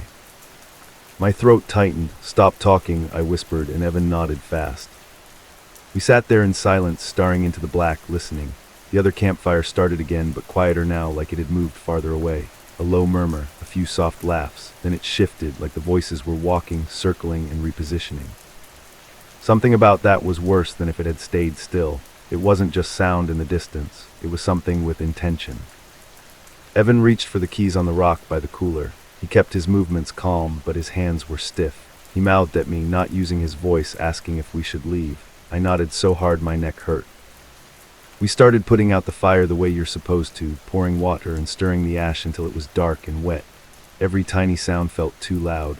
The crunch of dirt under our shoes, the clink of the water bottle, the zip of the tent. While Evan worked, I kept checking the tree line. My eyes kept landing on patches of darkness that looked slightly darker than everything else, like shapes that didn't belong. I told myself it was my imagination. It had to be. Then I saw movement. Not a full figure, not someone stepping out, just a shift, like something leaning back behind a tree at the exact moment my headlamp swept past it. I froze, holding my breath, and moved my light again. Nothing. Evan noticed my face and mouthed, "What?" I raised the phone and showed him the live view. In the grainy night footage, behind his silhouette, something tall passed between two trees. It wasn't clear enough to see what it was. It was just a darker smear in a world that was already dark, but it moved like it was walking, not like wind. Evan's jaw tightened. He didn't argue anymore. He grabbed the cooler handle and started dragging stuff toward the car. We were almost done when the other campfire laughed again, close enough now that I could tell it was the same number of voices as before. 2, maybe 3, but they weren't talking about Evan's boss anymore. They were talking about me forgetting the lighter. I hadn't forgotten the lighter. It was in my hoodie pocket. I even touched it without thinking, just to make sure. And then, right outside our circle of headlamp light, I heard my voice say, clear as day, "Hold on, I forgot the lighter in the car." A second later, Evan turned to me and started to say, "Did you?" And the other campfire said it first, cutting him off. In Evan's voice, "Did you put the lighter back in the car?" Evan stopped mid-sentence like he'd been slapped. That was the moment the fear changed into something sharper, because it wasn't just copying, it was steering us. It was trying to pull our attention toward the car, toward the road, toward movement, like it was laying out the next steps and hoping we'd follow. Evan grabbed my wrist and nodded toward the trees, the direction the other voices were coming from. His eyes were asking a question without words. Should we find it or should we run? I didn't want to go toward it. Every part of me screamed not to. But the truth is, we also didn't want to turn our backs and walk to the car while something was out there. We wanted to know where it was. So we did the dumb thing. We walked toward the sound. We took our headlamps and moved slowly through the trees, stepping over roots and rocks, keeping our lights low so we could still see beyond the glare. The ground sloped down slightly, and the air felt colder there, like we'd stepped into a pocket of shade. The voices got louder, and with every step, it felt more and more like we were walking toward our own lives being played back to us. We reached a small clearing maybe a couple minutes from our sight. The trees opened just enough to show a circle of rocks like another fire ring. I expected to see flames, a tent, and a couple of silhouettes turning their heads to stare at us. There was nothing. No tent, no chairs, no cooler, no people. Just a fire ring full of ash. The ash wasn't cold either, it was warm. I could feel it radiating up through the air like a tiny heater, like a fire had been there seconds ago. The smell was fresh too, like recently burned wood. Evan stepped closer, sweeping his headlamp across the ground. The dirt around the ring was packed down, and it showed footprints clearly. At first I saw random prints and thought, okay, people really were here. Then Evan's light paused and my stomach flipped hard. The footprints around that fire ring were ours. Not just similar size, not just vaguely human. I recognized the tread pattern on Evan's hiking boots. I recognized the worn edge of my sneaker sole, the little chunk missing from the heel. The prints came in from the direction of our campsite, circled the ring, and then continued out into the trees on the other side. Like we had walked here. Like we had stood around this fire. And then, together, we had walked away deeper into the forest. But we hadn't. Evan turned and shined his light back the way we came. Our fresh tracks were there too, leading from our campsite to this clearing. 2 sets, side by side. That was normal. That was real. But next to them, pressed almost perfectly into the same spots, were older prints. The same prints. Our prints again, like something had followed our exact footsteps earlier, placing its feet precisely where ours had landed. I couldn't speak, I couldn't even swallow. My mouth went dry and numb.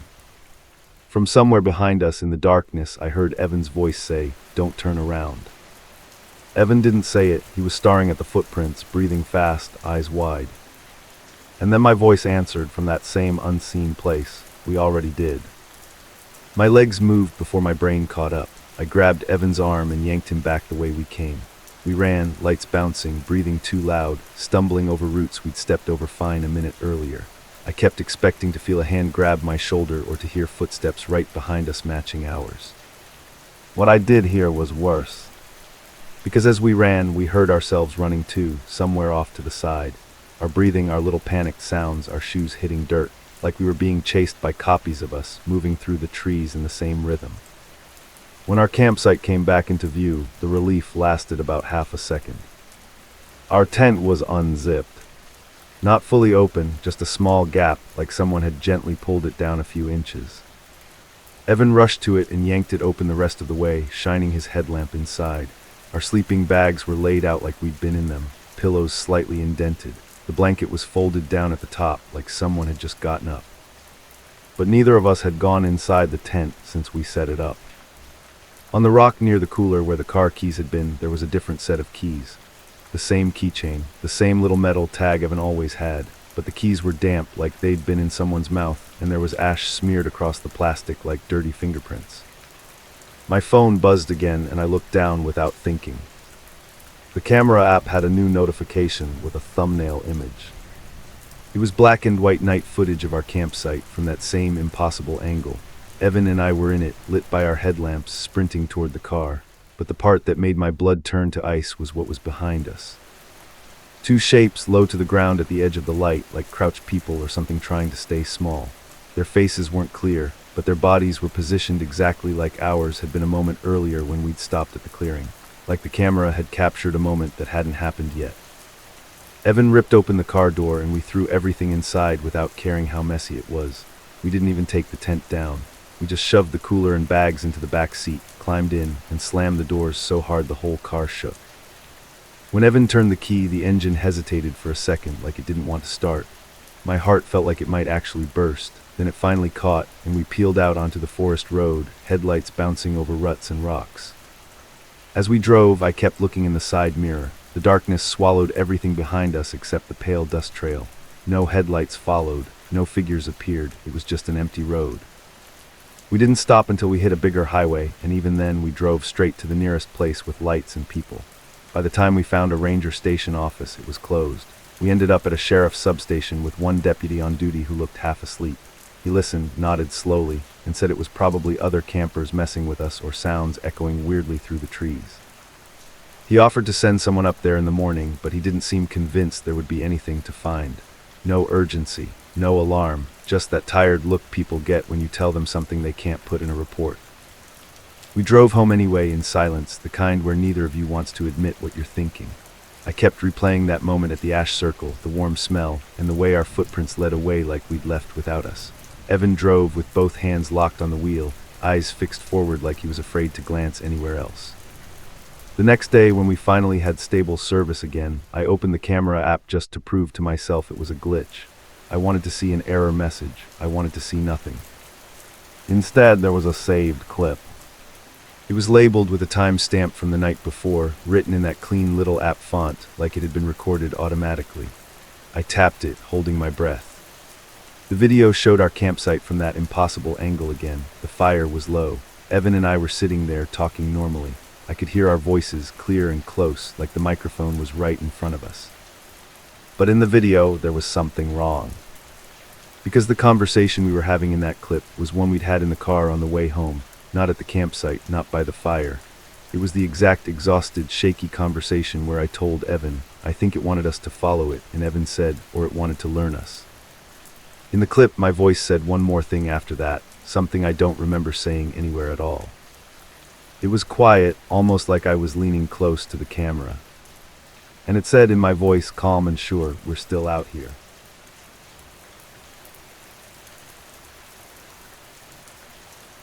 This happened while I was house-sitting for my aunt off US Route 2 near Leavenworth, Washington. The creaking floors didn't bother me until they started following me. My aunt's place was a small cabin she used on weekends, tucked back from the road where the trees were so thick the daylight looked green. She asked me to watch it for a week while she flew to see my cousins. I was in my mid-20s, working remotely, and I thought it sounded like a free vacation. The first couple nights were fine, just quiet, boring, and a little lonely. The cabin had that old wood smell, like cedar and dust and a hint of smoke that never really goes away. At night, the place would settle and pop, and the floorboards would creak in spots where you'd expect them to. I told myself it was normal. The weird part wasn't the sound itself, it was how specific it started to feel, like it had timing, like it waited. The first time it happened, I was in the kitchen rinsing a mug, and I heard a creak behind me in the hallway. I froze with the water running, listening. Then another creak closer, like a foot shifting weight. I turned around expecting to see the cat my aunt sometimes fed, but the hallway was empty. I laughed it off and told myself it was the house cooling down. The next night it happened again while I was brushing my teeth. I heard the same slow creak from the living room, then another one right after, like something crossing from the couch area toward the hall. I spit, wiped my mouth, and walked out, heart thumping for no reason. Still nothing. No movement, no shadows, no open doors. Just that dark cabin feeling like it was holding its breath. By the third day I was already getting cabin fever. My work ended around 5, and once the sun dipped behind the mountains, everything went too quiet. I decided I'd drive into Leavenworth for dinner, then maybe keep going on Route 2 just to clear my head. I'd been reading travel blogs while bored at the cabin, and one of them mentioned a no-name campground off Route 2, supposedly a hidden little spot you could pull into for a peaceful night under the stars. It sounded perfect, honestly, not because I wanted to camp, but because I wanted to prove to myself I wasn't getting freaked out by nothing. I figured I'd drive out there, check it out, maybe sit in my car for a bit, then head back. I filled my thermos with coffee, grabbed my jacket, and left right as the sky started turning orange. Route 2 out there is gorgeous, but it can also feel like you're driving into a painting where nobody lives. The trees close in, the road bends, and your phone signal drops in and out. I had my GPS on, but I also had the blog pulled up because it didn't list an address. It just said something like, look for a gravel pull-off after a bend, then follow the dirt road until you see the clearing. The pull-off was there. That was the first thing that made me feel weird because it matched the description too well. It was like someone had written directions after looking at a map, not after actually being there. A small reflector post sat crooked near the edge, and the dirt road next to it looked like it hadn't been used recently. No trash, no fresh tire tracks, and no campground sign at all. Still, curiosity got me, and I turned in. The dirt road went between tall firs and cut across a shallow ditch like it had been dragged open by a bulldozer a long time ago.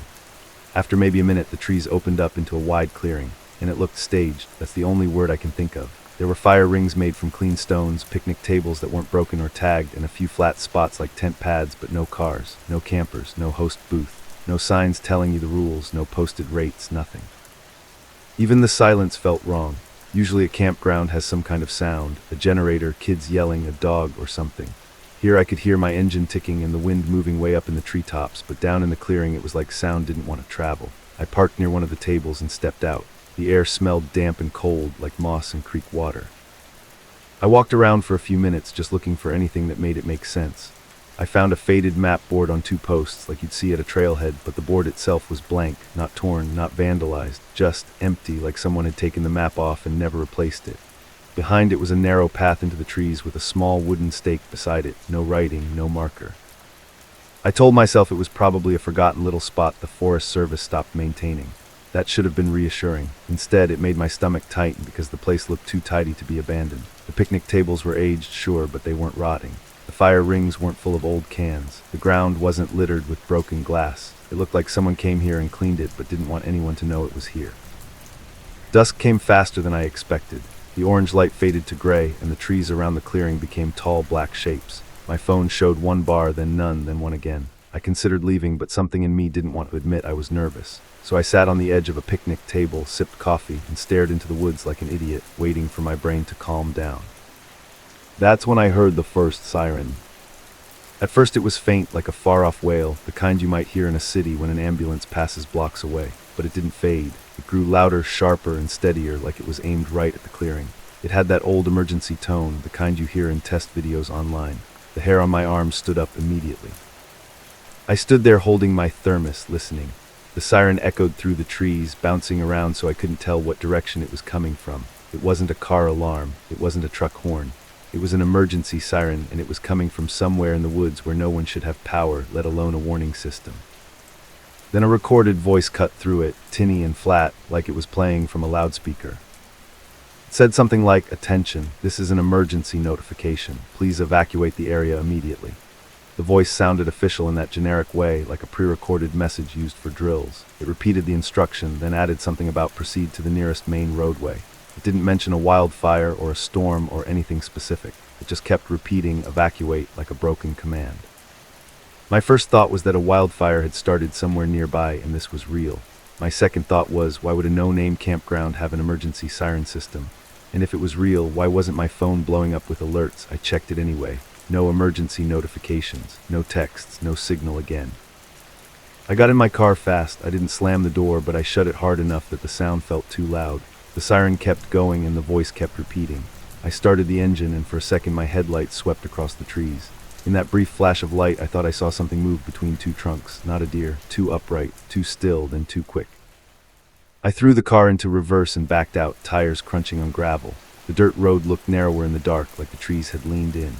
My headlights showed the ditch I crossed earlier, and when I bumped over it, I heard a thud under the car that made me flinch. I kept going, gripping the steering wheel so tight my hands hurt, the siren still audible even as I drove away. But something was wrong almost immediately. I should have reached the highway in about a minute, maybe 2. Instead, the dirt road kept bending like it had more turns than before. The reflector post I'd seen at the entrance wasn't there. The trees looked the same, but the little landmarks I remembered were gone. My GPS spun like it couldn't decide which way was north, then froze on a blank grid. I tried to stay calm and told myself it was just dark and I was disoriented. Then my headlights caught a sign nailed to a tree. It was old and weathered, but the words were clear enough, authorized personnel only. Under that, in smaller letters, it said something about restricted access and trespassing. My chest went cold because that sign had not been there when I came in. I would have noticed it. It wasn't subtle. It was right at eye level, lit up by my headlights like it had been placed there for me to see. I didn't stop. I kept driving and I started to smell something weird, like hot metal or electrical burning. The siren was gone now, replaced by the normal sounds of my car and the tires on dirt, but the recorded voice kept replaying in my head, telling me to evacuate, like the place itself wanted me to leave, or wanted me to panic while I did. A few seconds later I saw another clearing ahead, but it wasn't the one I'd been in. This clearing had no tables, no fire rings, nothing, just flattened dirt and some torn plastic caught on branches. My headlights flashed across something reflective, and for a split second I saw what looked like a vehicle bumper half buried near the tree line, like someone had driven off the road and it had been there for a long time. That's when I heard the creak. It wasn't the sound of my car, it wasn't a branch, it was that same slow floorboard creak from my aunt's cabin. It came from behind me inside the car, like someone shifting their weight in the back seat. My entire body jolted. I snapped my head around so fast my neck hurt, shining the dome light automatically, but the back seat was empty. I actually yelled at myself out loud like I could scare away my own fear. "Stop it," I said, breathing hard. "Just get out." I turned my eyes forward again, and that's when I saw the barricade. It was a metal gate across the dirt road, the kind used on Forest Service roads with a chain and a lock. Reflective strips on it caught my headlights, and beyond it the road continued, fading into darkness. The gate looked old, but the lock looked newer, and it was shut tight. There was no room to drive around it because the trees and ditch boxed it in. I sat there with the engine running, my breath fogging the windshield. For a couple seconds I didn't move because my brain was trying to accept what it was seeing. I had driven in here. There was no gate when I entered. If there was, I would have had to stop and get out and open it, and I didn't do that. So either I was on a different road now, or someone had closed it behind me.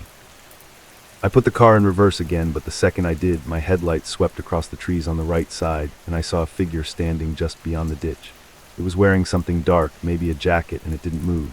I couldn't see the face, only the outline of a head and shoulders. For one horrible second, it looked like it was staring straight at me through the glass. My brain screamed at me to hit the gas, but I couldn't go forward, so I reversed hard. Gravel sprayed, the car bounced, and I turned the wheel, trying to angle back down the road. The figure didn't chase me. It didn't wave. It just stood there like it already knew the layout better than I did.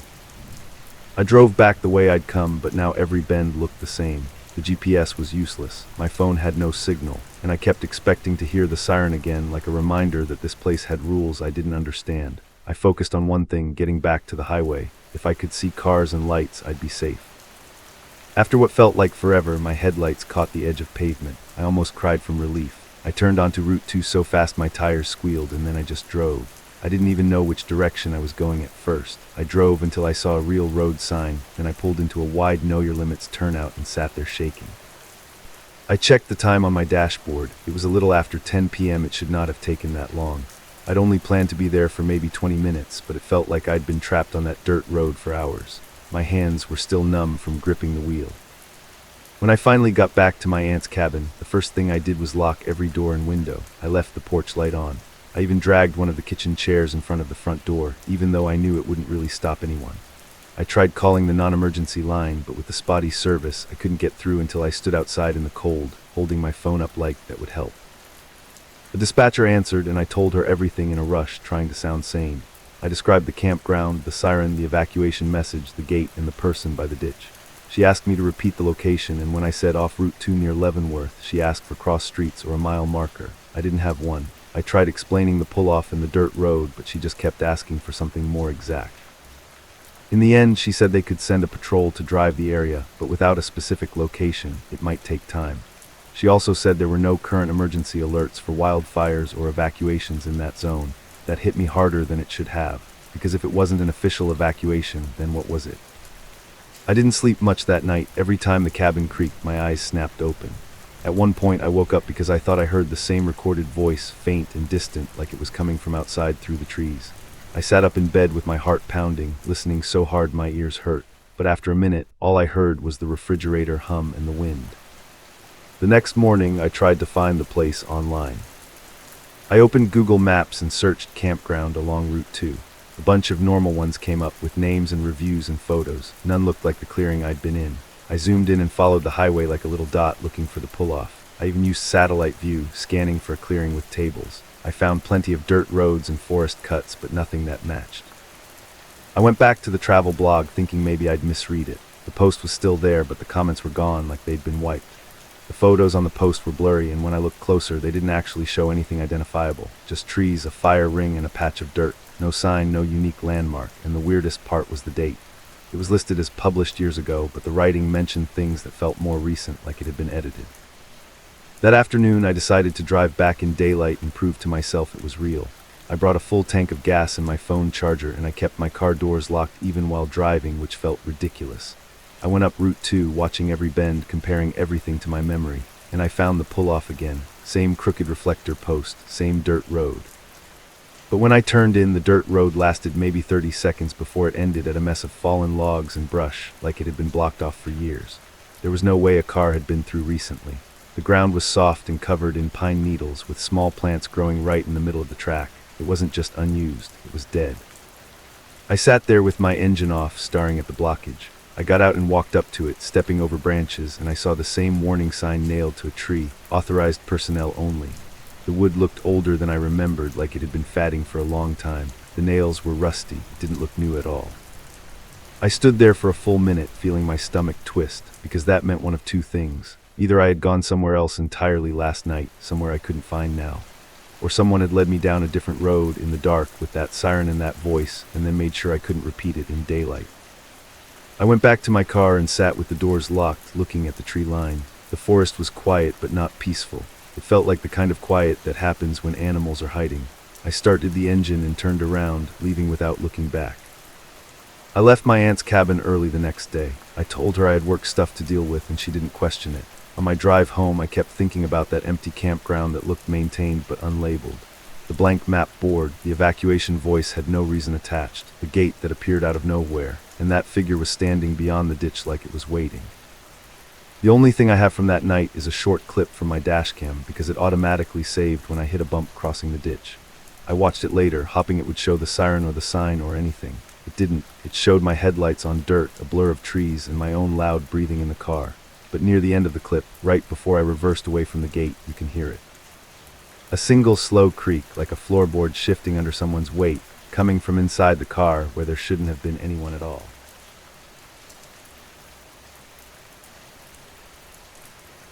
I used to take late-night walks during Story 8. The stranger outside my tent knew my childhood nickname. One night, I realized someone else had been walking the exact same route as me for weeks.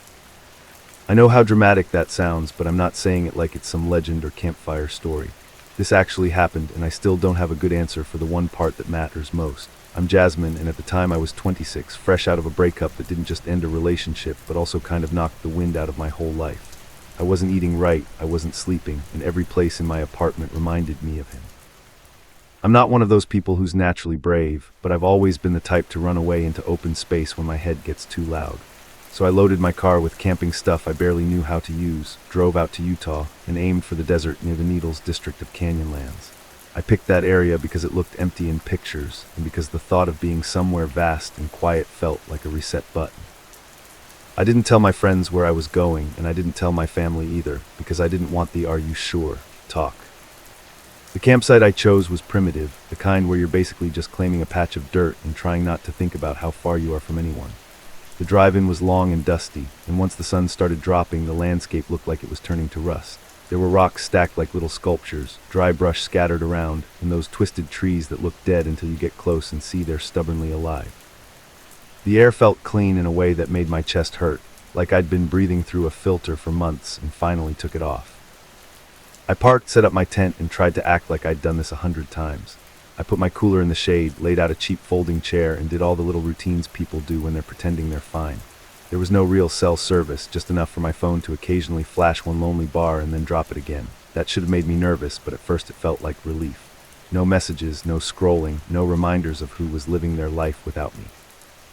That first night I couldn't sleep, which wasn't surprising. The desert gets cold fast, and every sound seems louder because there's nothing else competing with it. Wind would push against the tent fabric, and tiny bits of grit would tap the nylon like someone flicking it with a fingernail. I kept telling myself it was normal, that this was what I came here for, and that I'd feel better in the morning. The next day was actually good. I hiked a little, drank too much water like people always tell you to, and watched the sun move across the rocks like a slow spotlight. I saw a couple people in the distance at one point, tiny against the landscape, and that was it. By late afternoon, I was back at my campsite, sitting in my chair, staring out into the open space, and feeling my brain finally quiet down. That's when I started taking those late-night walks. It wasn't a big thing at first. I'd wait until it got dark, then walk a short loop near the campsite with a headlamp, mostly to shake off the restlessness. The sky out there is unreal. It doesn't look like a normal night. It looks like the lights are turned off and the universe is right up in your face. I'd walk to this flat rock a little way from my tent, sit for a minute, then walk back. Same path each time because I didn't want to get lost. By the third night, the loop felt like a habit, like brushing your teeth.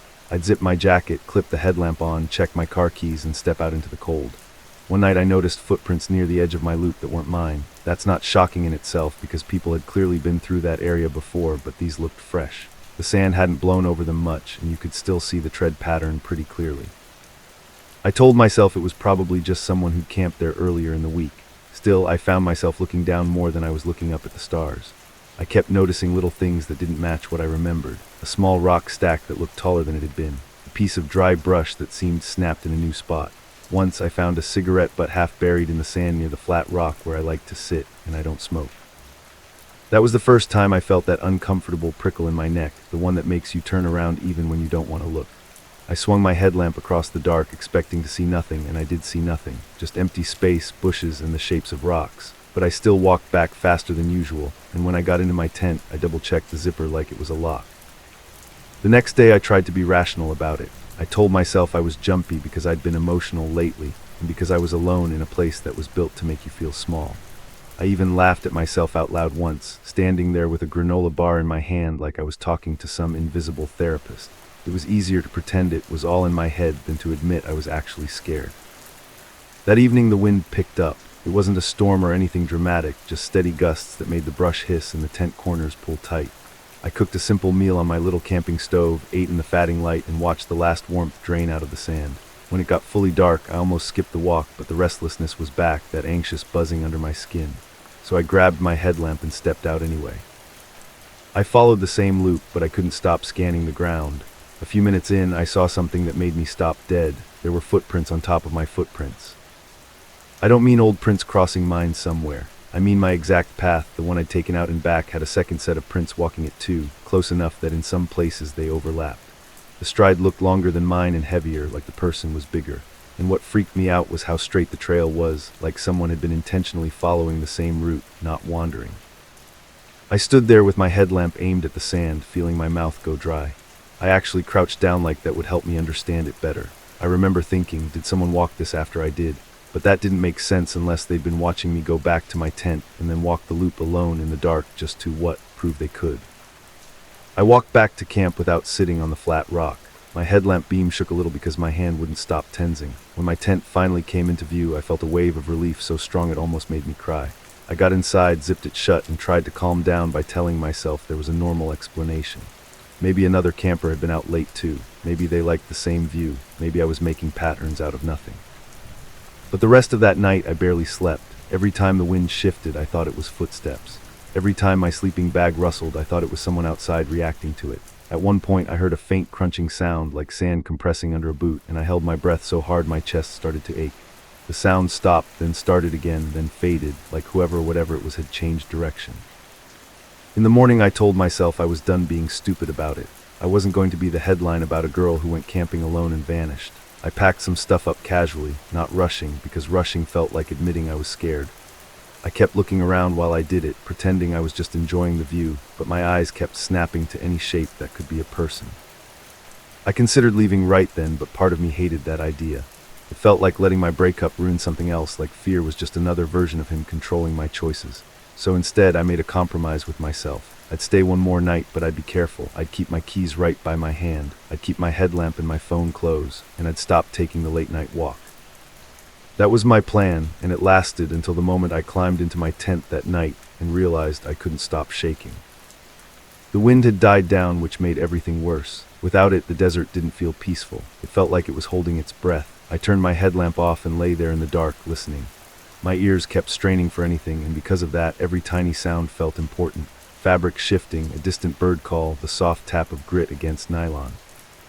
Sometime later, my phone buzzed. It startled me so badly my heart actually stuttered. I glanced at the screen and saw a notification that couldn't have been real. It was a missed call, but the number was blocked, and the timestamp said it happened just a minute ago. The weird part wasn't the blocked number. The weird part was that there was no service, and my phone had been in airplane mode to save battery.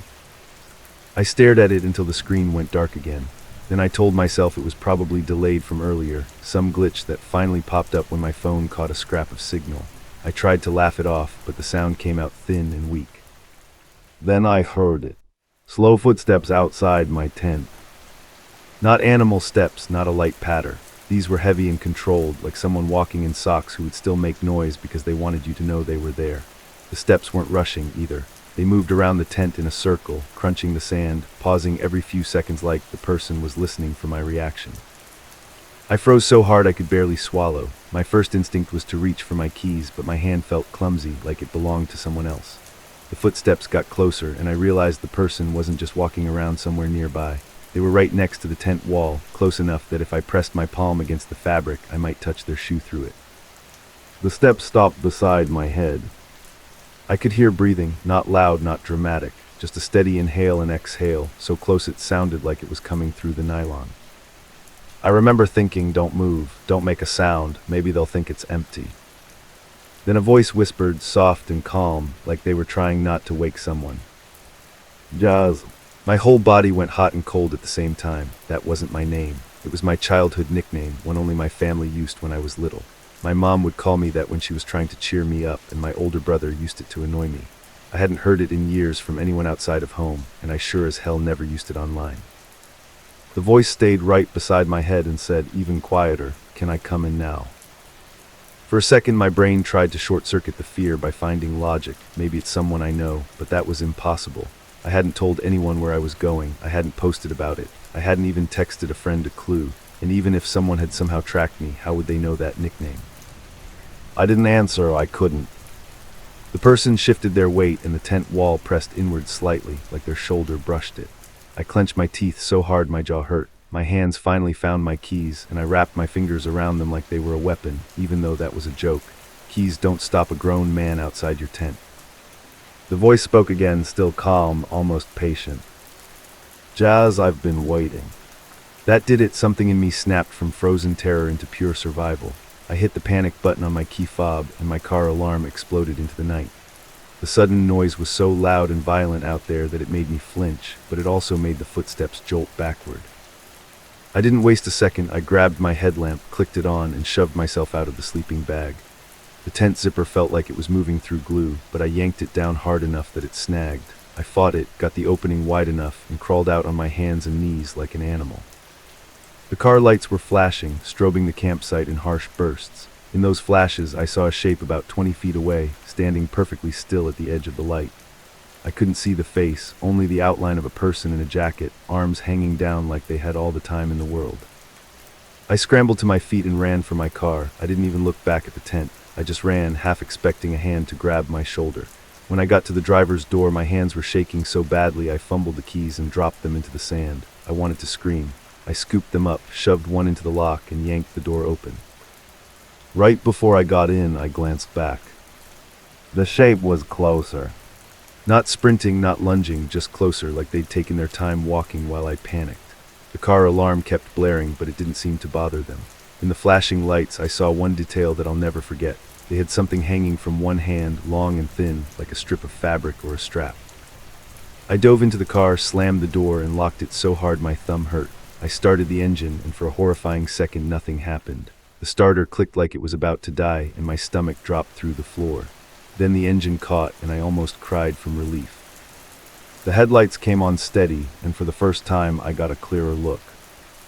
There was a person standing off to the side of my tent, just outside the beam, like they didn't want to be fully lit. I still couldn't see their face, but I saw enough to know it was a man, tall and broad. He didn't run when my headlights hit him. He didn't flinch. He just lifted his chin slightly, like he was acknowledging me. I threw the car into reverse so fast the tires spit sand. I didn't care if I hit a rock, and I didn't care if I wrecked. I backed out, swung the car around, and floored it down the rough dirt road, the kind that makes your whole car rattle like it's coming apart. In my mirror, I saw the campsite flashing and shrinking, and I saw the man standing there the entire time, not chasing, not waving, just watching.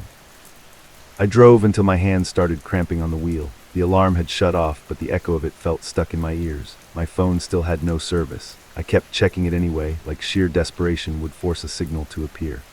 Eventually, I reached a point where I saw another vehicle parked farther ahead, and the sight of it almost made me collapse with relief. It was a couple in a truck sleeping in the cab. I honked until they woke up, and when they rolled the window down, I probably looked insane, with hair everywhere, eyes wide, and breathing like I'd been running. I kept it simple. I told them someone was at my campsite and I needed help. The guy's face changed immediately, and he told me to stay near their truck while he called park rangers on his satellite device. The rangers didn't show up instantly like in movies. It took a while, and that wait was its own kind of torture. Every time I saw headlights in the distance, my body tensed like a trap springing. When the ranger truck finally arrived, two of them stepped out and asked me a bunch of practical questions in calm voices, like they were trying to pull me back into reality. One of them drove back with me toward my campsite while the other followed behind. When we got there, the first thing I saw was my tent, still standing, looking so harmless it made me feel sick. The ground around it was marked up with footprints, more than I remembered, crossing over each other like the sand had been used as a message board. The rangers walked the perimeter with flashlights and didn't find anyone. They didn't find a weapon. They didn't find a vehicle. But they did find something else.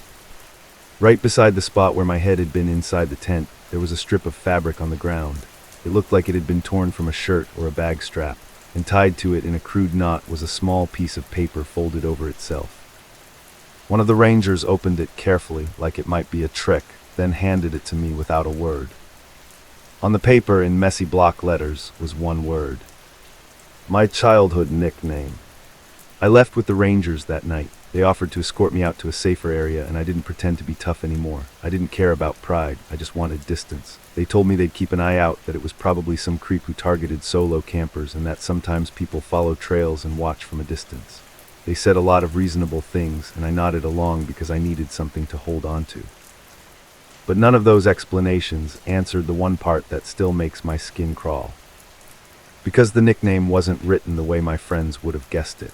It was written the exact way my mom used to write it on lunch notes when I was a kid, with the same little dash in the middle that I hadn't seen in years. And the last thing the ranger said to me before I drove away was, "Just so you know, there weren't any other fresh tire tracks out here besides yours."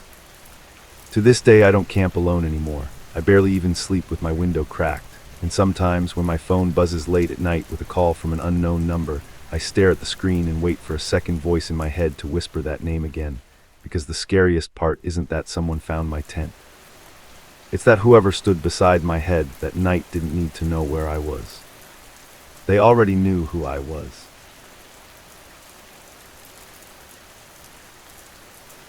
My roommate traveled a lot for work around the time I was building a creekside bushcraft camp in the Monongahela National Forest, West Virginia.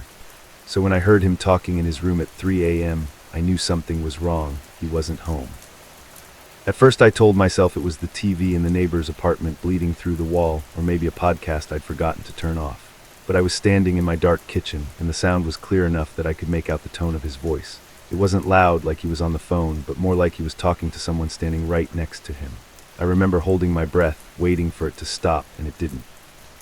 It just kept going in a low, steady way, like a conversation you weren't supposed to hear.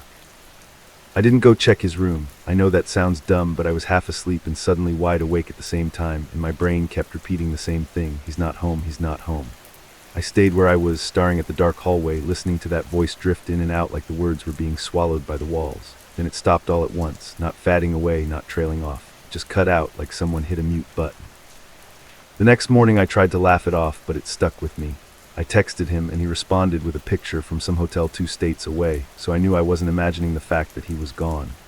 I went through my apartment in daylight, checking the locks, checking the windows, and even checking his bedroom door to make sure it was still locked like he left it. Everything was normal. Still, that night I packed my gear for a solo overnight trip like I'd been planning for weeks, mostly because I didn't want to sit in my apartment and overthink what I'd heard. I'd been getting into bushcraft that year, the basic stuff. A small tarp setup, fire starting, cooking simple meals, and building a little camp that felt like mine, nothing extreme. I had a spot I liked in the Monongahela National Forest, down a side trail that followed a creek. It wasn't some secret, untouched wilderness, but it was far enough from the main roads that you didn't hear cars, and most people didn't bother going down there unless they were fishing. I drove out in the late afternoon and parked in a gravel pull-off. The air was cold in that clean mountain way, and the trees were bare enough that you could see deeper into the woods than you usually can in summer. I hiked in with my pack and a small folding saw, following the sound of running water until the creek opened up into the spot I'd used before. It was a bend in the water with a flat little bank on one side and a cluster of thick trees that worked perfectly as anchors for a tarp. Setting up camp felt calming, like my hands knew what to do even if my head didn't. I stretched the tarp low between 2 trees, laid out my sleeping pad, stacked some dry wood I'd carried in, and got a small fire going. When it started to crackle, I finally felt my shoulders drop. I ate a simple meal and watched the light fade, listening to the creek and the wind moving through branches. By the time it was fully dark, the weird apartment voice felt like something that happened to someone else. I also had a trail camera with me, one of those motion-activated ones hunters use. I wasn't hunting, but I liked the idea of catching footage of deer or raccoons wandering through camp while I slept. The camera had an infrared night mode and recorded short clips whenever something moved in front of it. I strapped it to a tree down the creek a little bit, facing a game trail that cut between the water and a patch of thick brush. I remember picking that spot because the tree was wider than my shoulders and had a perfect angle. After I set it up, I walked back to the fire and didn't think about it much. I spent the rest of the night doing normal camp stuff. I boiled water for coffee I didn't really need, poked at the fire like it was a job, and listened for any sign of other people. Every now and then I'd hear a branch crack somewhere in the woods, but that's normal at night. Animals move around, trees shift. Your ears just get extra sensitive when you're alone. Around 10 p.m., I crawled into my sleeping bag under the tarp and tried to fall asleep with the fire down to coals. The creek was loud enough that it covered the smaller sounds, which usually helped. That night, though, it felt like the creek was hiding things instead of calming them. I'd drift off for a minute, then jolt awake because I thought I heard something closer than it should be. I kept telling myself it was just my brain playing catch-up after a stressful week. It had to be past midnight when I heard footsteps. Not the random rustle of leaves, not a deer stepping through brush. These were steady, measured steps on dry ground coming from the direction of the creek. They would stop, then start again, like whoever it was listening between steps. I sat up slowly, careful not to make noise, and stared out into the darkness beyond my tarp. The fire was low, just a dull orange glow, and the woods past that were solid black. The footsteps stopped close enough that I could feel my stomach tighten. I waited for a cough, a voice, or the sound of someone stepping on a stick and swearing under their breath. Nothing. Then I heard a soft sound like fabric brushing against bark, like someone leaning against a tree. I stayed still, barely breathing, hoping if it was a person, they'd see my camp and decide to leave. Instead, I heard something that made my skin go cold. A slow inhale, close, too close. It sounded like it came from just beyond the edge of my tarp where the darkness began, and it didn't sound like an animal. It sounded like a person trying to be quiet. I held my breath so long my chest started to hurt, then forced myself to exhale slowly. The moment I did, the sound moved, footsteps again, circling, still careful. Whoever it was wasn't crashing through the woods. They were moving like they knew exactly where they were. I reached for my headlamp and clicked it on, swinging the beam out into the trees. The light cut a sharp tunnel through the dark, showing trunks and brush and nothing else. No eyes reflecting, no shape moving away, just empty woods. I kept the light aimed and listened, and the footsteps were gone like they'd never been there. I stayed awake for a long time after that, headlamp off, trying to decide if I should pack up and leave in the middle of the night or just wait for daylight. Morning came gray and cold, and I felt stupid for being scared. The woods looked normal again. Birds were making noise, the creek kept running, and there were no obvious signs of anyone having been near my camp. But when I walked around, I found one thing that bothered me. There were fresh scuffs in the dirt near the tree line, like someone had stood there and shifted their weight. Not a clear footprint, just disturbed ground that hadn't been there the day before. I decided I was going to leave early. The fun solo trip vibe was gone, replaced by that tight feeling in my throat that told me I wasn't as alone as I wanted to be. Before I packed up, I remembered the trail camera and figured I'd check the footage, mostly to see if it picked up a deer or something that would make me feel silly. I walked down the creek toward the tree where I'd strapped it, following the same path I'd taken the day before. The camera was still there, strapped tight, angled the way I left it. I popped it open, pulled out the SD card, and carried it back to my camp so I could look at it on my phone with a little adapter I had. I sat on a log by the dying coals and scrolled through the clips. The list showed a handful of recordings from the night, which made sense if animals had passed by. The first clip stopped me cold. It was me. The camera angle showed the tree and the game trail, and there I was, walking into frame with my pack on, the same jacket, the same beanie, the same everything. I watched myself step up to the tree, reach around it, and strap the camera into place. It was exactly what I remembered doing the day before, down to the way I tightened the strap and leaned back to check the angle. The part that messed with my head was that I knew I hadn't set the camera up twice. I did it once. I remembered walking back to camp right after. My first thought was that the clip was just from yesterday afternoon, and I was only now seeing it. But I was sure I hadn't turned the camera on until I was already walking away. That's how trail cams work. You flip the switch, the little light blinks, and you get a few seconds to step out of view before it starts recording. In this video, it was already recording while I was still working on it, like it had been on before I even got there. I tried to rationalize it anyway. Maybe I bumped the settings, maybe it started recording early, maybe I was misremembering, then I played the second clip. The second clip also showed me. But this time, I wasn't the one setting up the camera. The clip started with me already in frame, standing at the tree, hands on the camera, adjusting it. Same motions, same little pause where I tilted my head like I was judging the angle. And then in the background, behind the tree, another me stepped into view for just a second. He was standing half hidden, pressed close to the bark, watching. He wasn't blurry, he wasn't a shadow. It was a clear shape in the daylight, my height, my build, my jacket, even the same beanie pulled down over the ears. He stayed still, head angled toward the version of me working on the camera, like he was studying me. Then he leaned back behind the tree and disappeared out of frame without making a sound. I replayed it 3 times, my thumb shaking a little each time. I turned my head and looked at the tree line around my camp like I expected to see someone wearing my clothes just standing there. The woods were quiet, but suddenly it didn't feel peaceful. It felt like everything was holding its breath. I got this weird sensation that the camera wasn't showing me something impossible. It was showing me something I'd missed because I wasn't looking the right way. I stood up so fast my phone almost slipped out of my hand. I grabbed my pack and started shoving things inside without folding them, without organizing, just getting it all off the ground. My eyes kept darting to the trees. Every time the wind moved a branch, my heart jumped. I told myself it had to be a trick of the light or some weird reflection or maybe another hiker messing with me. But I knew what I saw. Whoever that was, they looked exactly like me. I left the fire pit messy. I left a piece of cord I'd cut. I didn't care. I slung my pack on and started walking out, moving faster than I should have on uneven ground. As I followed the creek back toward the trail, I kept hearing the memory of those footsteps from the night before. Steady, careful, like someone trying not to scare me too soon. Halfway back to my car, I heard something behind me. A footstep. Just one and then nothing. I stopped and listened. The woods stayed quiet, but that one step felt deliberate, like it wasn't an animal. I turned around slowly, scanning between the trees. The trail behind me was empty, no movement, no flash of color. But I had the same tight feeling from the night before, like someone was just out of sight, close enough to watch me blink. I started walking again, this time with my head turning constantly, checking over my shoulder every few seconds. The path twisted through thicker brush in one spot where the trail narrowed and you had to step around rocks. That was where I saw it, a flash of dark fabric between trees to my left. It wasn't far off the trail, maybe 20 feet, just a shape partially hidden, my height, my jacket color. I stopped so hard my boots slid a little on the dirt. The shape didn't move.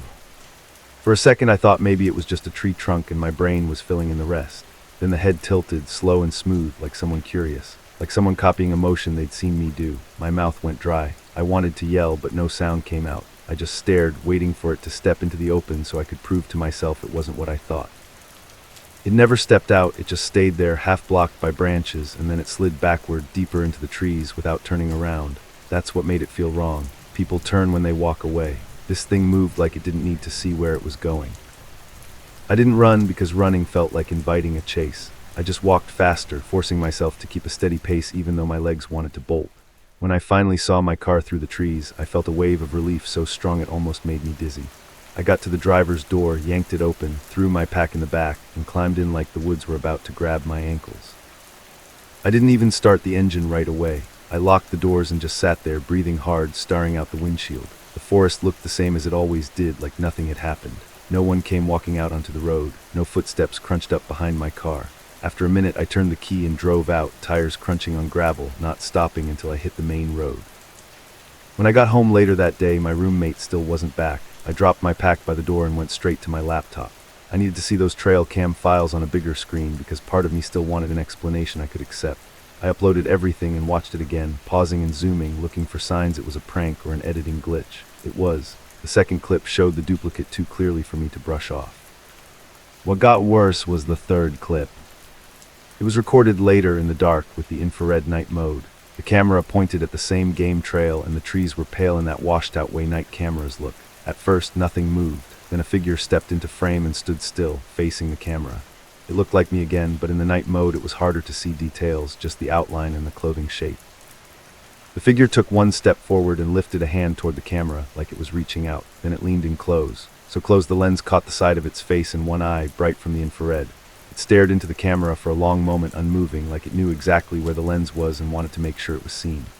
Then it turned its head slightly, and I swear it looked past the camera, like it was looking at whoever was behind it. Right after that, the figure stepped out of frame. The next clip was worse because it showed my camp.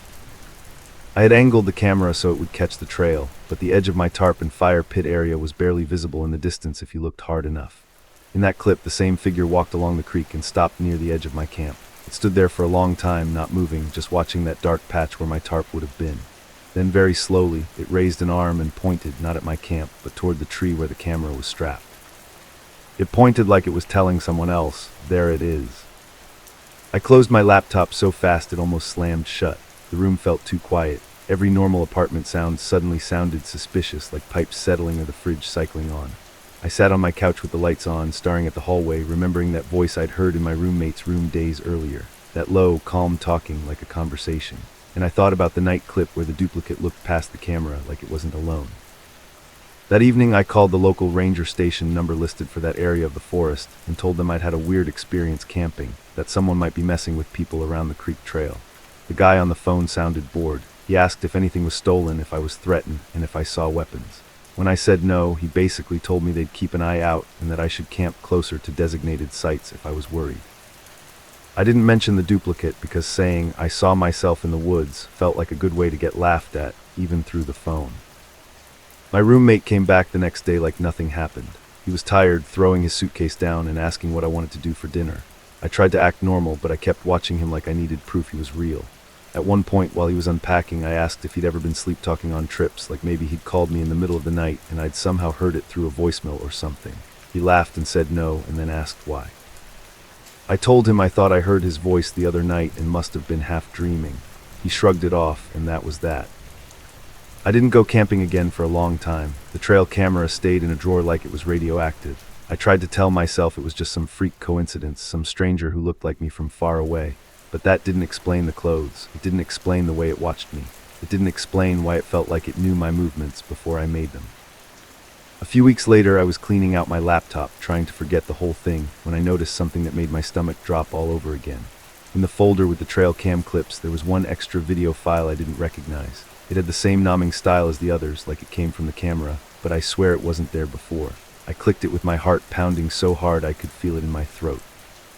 The video was filmed in the dark, in night mode, but it wasn't the forest. It was my apartment hallway. The angle was low, like the camera was placed on the floor, pointing toward my roommate's bedroom door and my own door across from it. The whole scene had that ghostly infrared look, pale walls and deep shadows. For a few seconds nothing happened. Then my bedroom door slowly opened and I stepped out into the hallway. Except I didn't. Because I was sitting at my desk, watching the video, and my bedroom door was closed behind me. In the clip, the version of me in the hallway stood there, perfectly still, facing the camera like it knew where it was. Then it turned its head toward my roommate's door, and in the quiet I heard something faint in the background of the recording. A low voice talking from inside that room like a calm conversation at 3 a.m. And right before the clip ended, the version of me in the hallway whispered, so softly I almost missed it, "He's not home."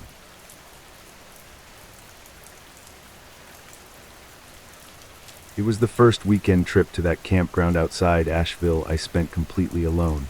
I thought the silence would be peaceful, until I realized it wasn't silence at all. Wait, no, that's not how it started for me. I found a hidden folder on my laptop one morning after I booked that campsite outside Asheville, North Carolina. When I opened it, the pictures inside showed me sleeping every single night. At first, I honestly thought it had to be some kind of mistake, like maybe my laptop backed up photos from my phone, or I accidentally saved something without remembering. But these weren't phone pictures. They were taken from across my bedroom, from the corner by my closet, like someone had been standing there holding the camera steady while I slept. The worst part was how clear they were. The room was dark, but the images were bright enough to see my face, the blanket, the shape of my nightstand, and even the dumb little crack in my ceiling I'd been meaning to paint over. In one of them, my eyes were half open, like I'd shifted in my sleep and almost woken up. In another, the angle was lower, like whoever took it had crouched down. I live alone in a small apartment in Raleigh, and I'm not the type to invite random people over. My locks were always dead-bolted, my windows stayed shut, and I had cheap little stick-on alarms on them because I'm paranoid like that. I checked my front door camera app, but it only saved clips when it detected motion outside the door, and it hadn't captured anything strange. No late-night visitors, no shadows in the hallway. I did the obvious stuff first. I changed my passwords, turned on two-factor, ran every virus scan I could find, and put tape over my laptop camera. I even pulled my bed away from the wall so I'd have a clear view of my bedroom door at night. It sounds dramatic, but once you've seen your own sleeping face from someone else's point of view, you don't really get to be normal about it. I told a friend from work about it over lunch, and she tried to laugh it off at first. She said maybe it was an ex or a neighbor with a prank or some weird glitch, but when I showed her one of the pictures, the way her smile dropped made my stomach sink even more. She told me to call the police, but I didn't know what I'd even say. Hi, someone might be taking photos of me while I sleep, but I don't have proof of how they're doing it. That night I barely slept. Every little creak in the building sounded like a footstep. Every car door outside made me tense up. At one point I woke up around 3:30 a.m., not from a sound, but from that feeling like you're being watched. I stared into the dark until my eyes watered, and all I could think about was that closet corner where the camera angle came from. By the next morning I felt sick from being tired and scared at the same time. I needed to get out of my apartment, even if just for a couple days. I worked remotely most of the week, and I'd already requested a long weekend, so I did something I'd been talking about doing for months and never actually did. I booked a campsite outside Asheville at a family-run campground tucked into the woods. It was supposed to be simple. Drive out, breathe mountain air, set up a tent, keep my phone on silent, and reset my brain. I told myself whatever was happening with my laptop had to be digital. Some hacker, some creep who got into my account. I figured if I left my apartment and didn't bring the laptop, I'd be safe, at least for a little while. The drive out there was pretty in that calm, green, rolling way western North Carolina has. The closer I got to Asheville, the more the trees thickened and the road started to twist. My signal went in and out, which was both comforting and unsettling. Part of me liked the idea of being unreachable. Another part of me hated it. The campground was down a gravel road with a wooden sign out front that looked hand-painted. There were a few old pickup trucks parked near the entrance, and the office was a small building with a porch and a wind chime that kept clinking softly in the breeze. It smelled like pine and damp dirt, like it had rained earlier. Everything looked normal, wholesome even. Inside the office there were shelves of snacks, postcards, firewood bundles, and a stack of brochures about hiking trails and local waterfalls. A little bell sat on the counter, and when I rang it, I heard footsteps in the back. A woman came out, maybe in her 50s, with her hair in a loose bun and reading glasses hanging from a chain. She smiled like she'd been doing this job forever. "Checking in," she asked. I nodded and gave my reservation number. I didn't say my name. I was careful about that. I don't know why, but after those photos, I'd gotten weirdly strict about what I said out loud around strangers. Like names were another kind of access. She clicked around on an old desktop computer and then handed me a map and a laminated rules sheet. The laminate was slightly foggy from age, and the edges were worn like it had been handled 1,000 times. "Just read it carefully," she said, still smiling, but her eyes didn't match her voice. "It'll make your stay easier." I did that polite little laugh people do when they don't know what else to do, and I stepped aside to look at it.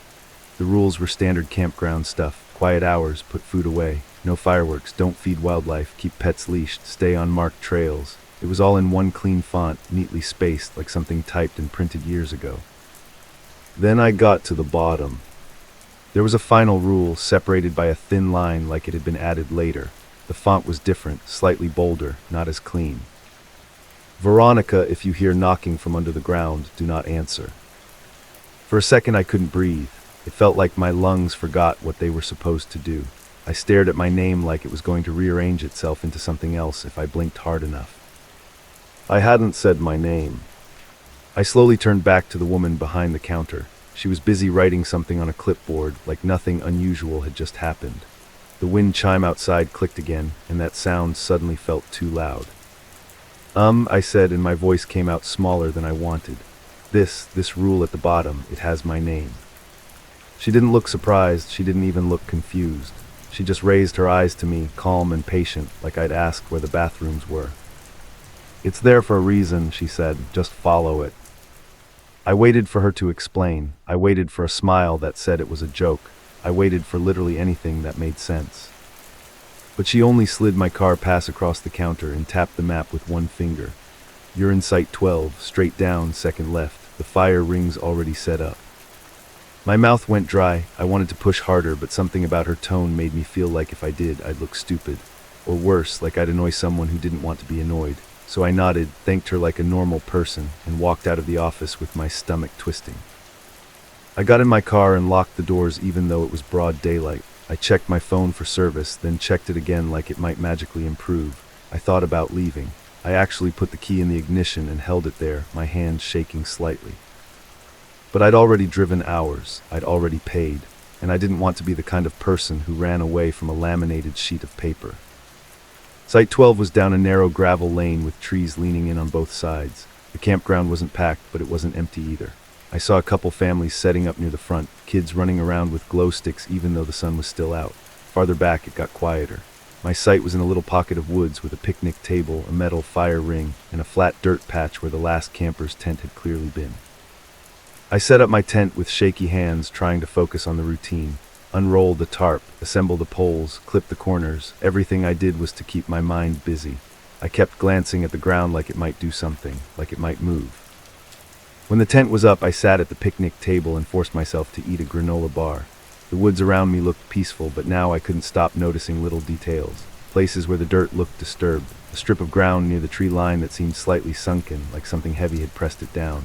I told myself it was just old tire tracks, just roots, just normal campground stuff. As it got darker, more sounds crept in. Crickets, distant laughter, a dog barking somewhere, leaves shifting in the breeze. I tried to enjoy it, but every sound made me listen for something else underneath it, something that didn't belong. Around 9:30 p.m., I went to the campground bathroom building, mostly because I didn't want to be alone at my site yet. It was a small cinder block building with fluorescent lights that buzzed softly. The women's side was empty. While I washed my hands, I stared at my own reflection and tried to talk myself down. "It's a typo," I whispered, "or they write everyone's name, it's just some weird gimmick." But even as I said it, it didn't feel true, because I knew what my name looked like when it was placed where it didn't belong. When I got back to my site, my tent looked like a little dark lump in the clearing. I stood there for a moment with my flashlight off, letting my eyes adjust. The woods felt close, like the trees had leaned in. I heard a faint thump somewhere far off and froze, but it didn't repeat. Probably someone closing a car door, probably. I climbed into my tent and zipped it shut, then immediately felt stupid for thinking a thin layer of fabric would protect me. I set my flashlight and pepper spray by my sleeping bag. I didn't even like pepper spray, but it made me feel like I had something. I tried to sleep, but my brain wouldn't let go of that last rule. If you hear knocking from under the ground, do not answer.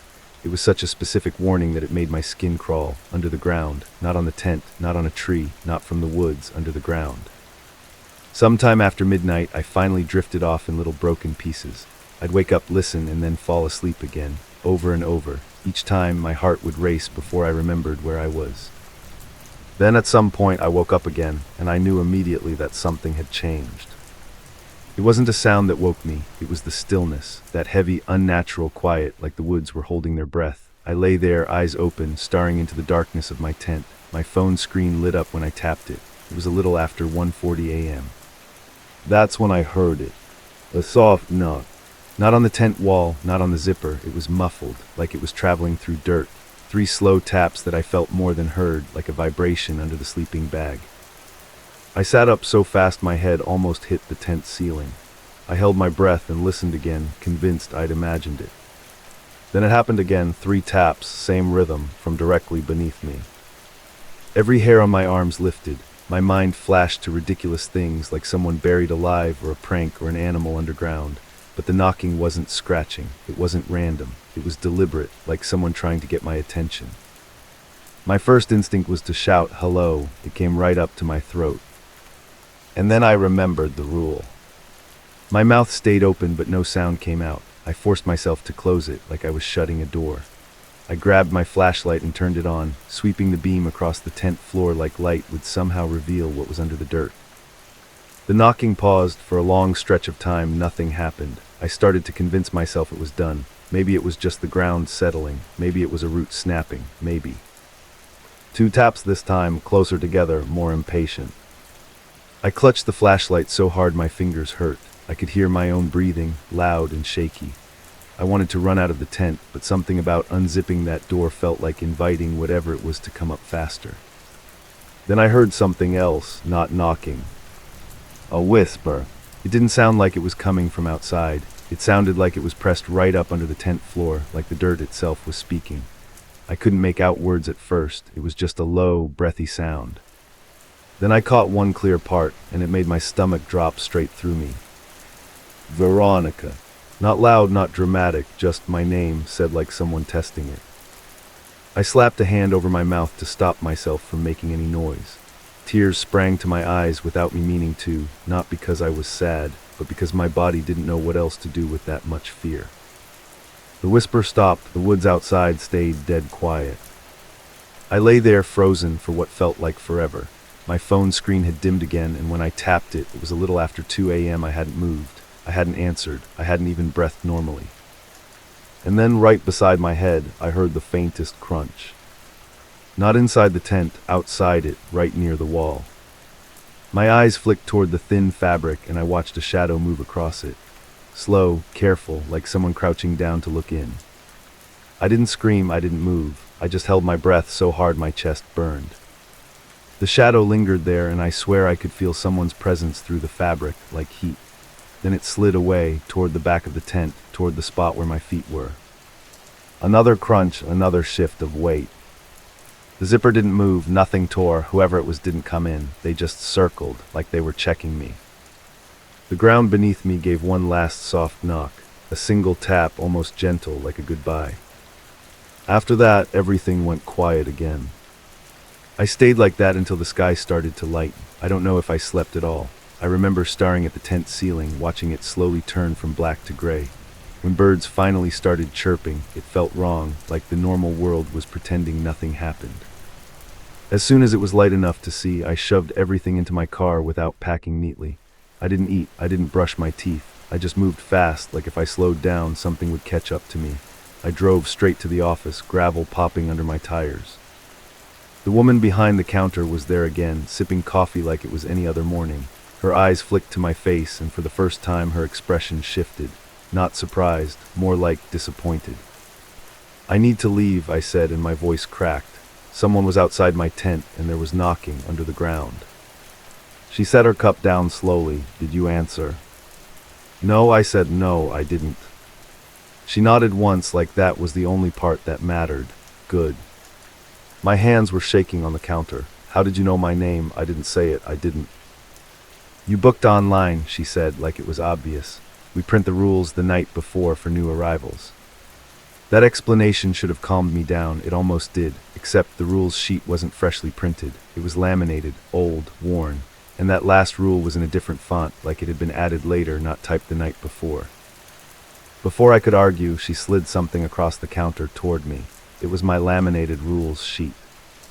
But now there was something on it that hadn't been there yesterday. Below the rule about knocking, in the same different font, there was a new line. "Thank you for not answering." I stared at it until my eyes blurred. My throat made a small sound, and I hated how close it was to a sob. "I'm calling the police," I said, even though it sounded stupid in my own ears.